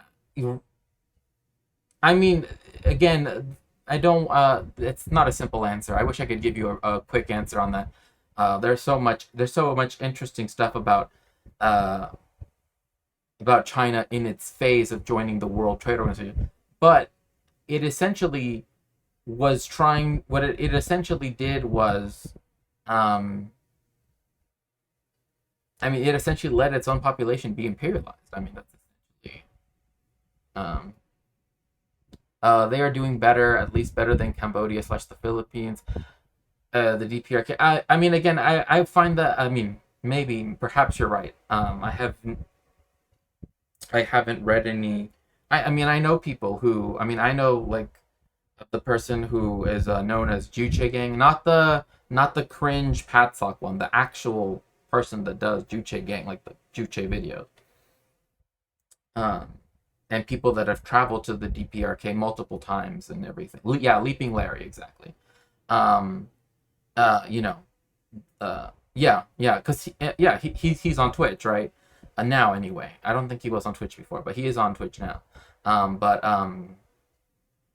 Like when I started streaming, I don't remember Larry being on streaming. But anyway, there are a lot of things that, again, because another thing too is most of what we know about the DPRK will always be through the filter of US / Western propaganda, right? That's always the difficult thing. Like even academics that write about it, when it comes to like its economic progress, etc., still somehow want to put in something, right, that like shows like, don't worry guys, I'm still a hog, right? Like, you know what I mean? And what I think that's academically dishonest, but this is part of the question. Like I said, how are we going to rethink something like academia? Because it's definitely not working right now. That's for fucking sure. Like people that deserve jobs aren't getting jobs, right? It's just horrible. I don't think I was ever taught about those colonies at any point in my formal education. You know what's funny is that the only time I can think of it in a major in a major Hollywood production would be in the movie Empire of the Sun, right, with Christian Bale when he was a little kid, right? There they mention the American colony in Shanghai, because there was like several, like there was like, and in fact, this is why if you visit the older parts of Shanghai, um, there are parts that like the architecture, right? Like when they built it in the French part, they built it using French architecture, right? In the Austrian part, Austrian architecture, right? In the British part, right? They all, they look like British country houses, right? In the American one, they look kind of like, like brownstones and all American, more like East Coast homes, but still like American style, right? um et cetera, et cetera, right? So like, and then even in Qingdao, which was a German colony, like separate from all of this, that's even where the beer, which is sometimes called Tsingtao, but it's Qingdao, um because Dao means island in Chinese anyway, um uh is that even the architecture in its old quarter is also German too. And in fact, people, you can still, well, not anymore, this because that book was from the 70s. Well, there was a book in the 70s that where people still spoke German, right? Like it was still common because one, the companies, particularly the East German ones, the ones that were still around after the war, reopened back up, with the, using, even though it now belonged to China, right? But there were people that still spoke German because they worked as, and that's why it's interesting because that's why they have that brewery, that culture of beer, where that's not really common, wasn't common in China beforehand. And Russia annexing what is today called, Vladivostok. Yeah, I mean, in fact, it's interesting because that's where the battle, right, the border dispute between the USSR and the PRC happened, right, like right by in that area, because it essentially cut off China from, well, I mean, China already has access to the sea, right? It already does have access to the sea. So does Russia, but it wanted a port that was south enough to where it wouldn't, I mean, that's Russia's perpetual thing, right? Like, like we can have a port, but it's gonna freeze over in winter, right? Um, and that's why they have the colony of Port Arthur, right? And that's why Mao says, like when the Russians said they wanted Port Arthur back to use it as a base, I should say, the Soviet Union, right? I should say, with Khrushchev. That's why Mao said, if you were to set up bases in China, right, to imperialize China, I will go back to Yunnan and fight you all. I will fight the imperialists all over again. I have no problem going all the way back and starting from square one. So if you want to start that, we can start that, right? And I think to me that's one of those things that it's like, I've never seen a world leader say something in that way to another world leader who people would say, oh, they have to get along, right? Like there are many people that say the Sino-Soviet split was a huge mistake, right? Rather, I think the mistake is the revisionism, right? And the allowance of capitalism back into the Soviet Union. But regardless, the point being that the fact that Mao was saying, I'm willing to go back to just being a war, like to actually being on the front lines all over again. That's not an issue for me. Are you willing to do that though? And that's why Khrushchev was like, you know what, I don't want these bases anymore. Because again, he knew that China was not just going to allow it to happen, right? And so that was one of the big things, right, that definitely differentiated. That's why, like, now it's funny because now China has bases all over the world, right? So it's like you have this story from Mao, but it's never talked about in China because because it makes their own imperialism, very present, I guess, is one way of putting it. But let's see here.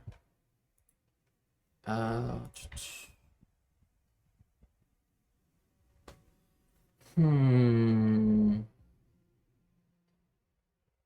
Christmas Ace. What? I only know about Djibouti. Oh well, they have one in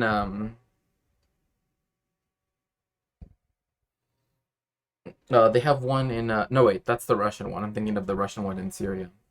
Um, the one in Gwadar. Also, because usually where they have port installations, they will also include a base. Um, and I know Gwadar is where they have one or are building one. I know that in Sri Lanka they have one from that port that they got that they, when Sri Lanka defaulted on that. I think they want to build one in Myanmar, from what I remember. So anyway,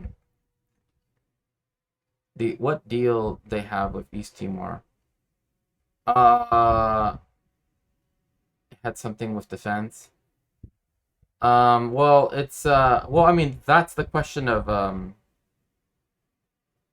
Indonesia, right? Like Indonesia did not want there to be a separate East Timor, right? I mean, the whole island is called Timor, but East Timor, it's majority Christian, majority Portuguese speaking, because it was a Portuguese colony, right?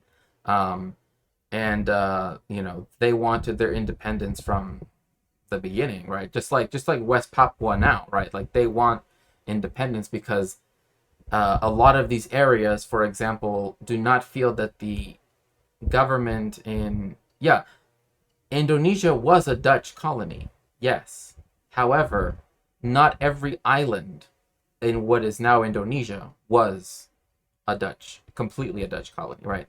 Or at least not, you know what I mean? Like at the end at the end of its colonial, um, when everything was kind of brought together, yeah, East Timor, it was a Portuguese colony, um, because it's the islands that are right there, like Celebes, right? I mean, that's why the sea, like there's a sea in that area that has a Well, people can also say it's a Spanish surname, but it's technically in Portuguese, the Flores Sea, because it's a reference to um, the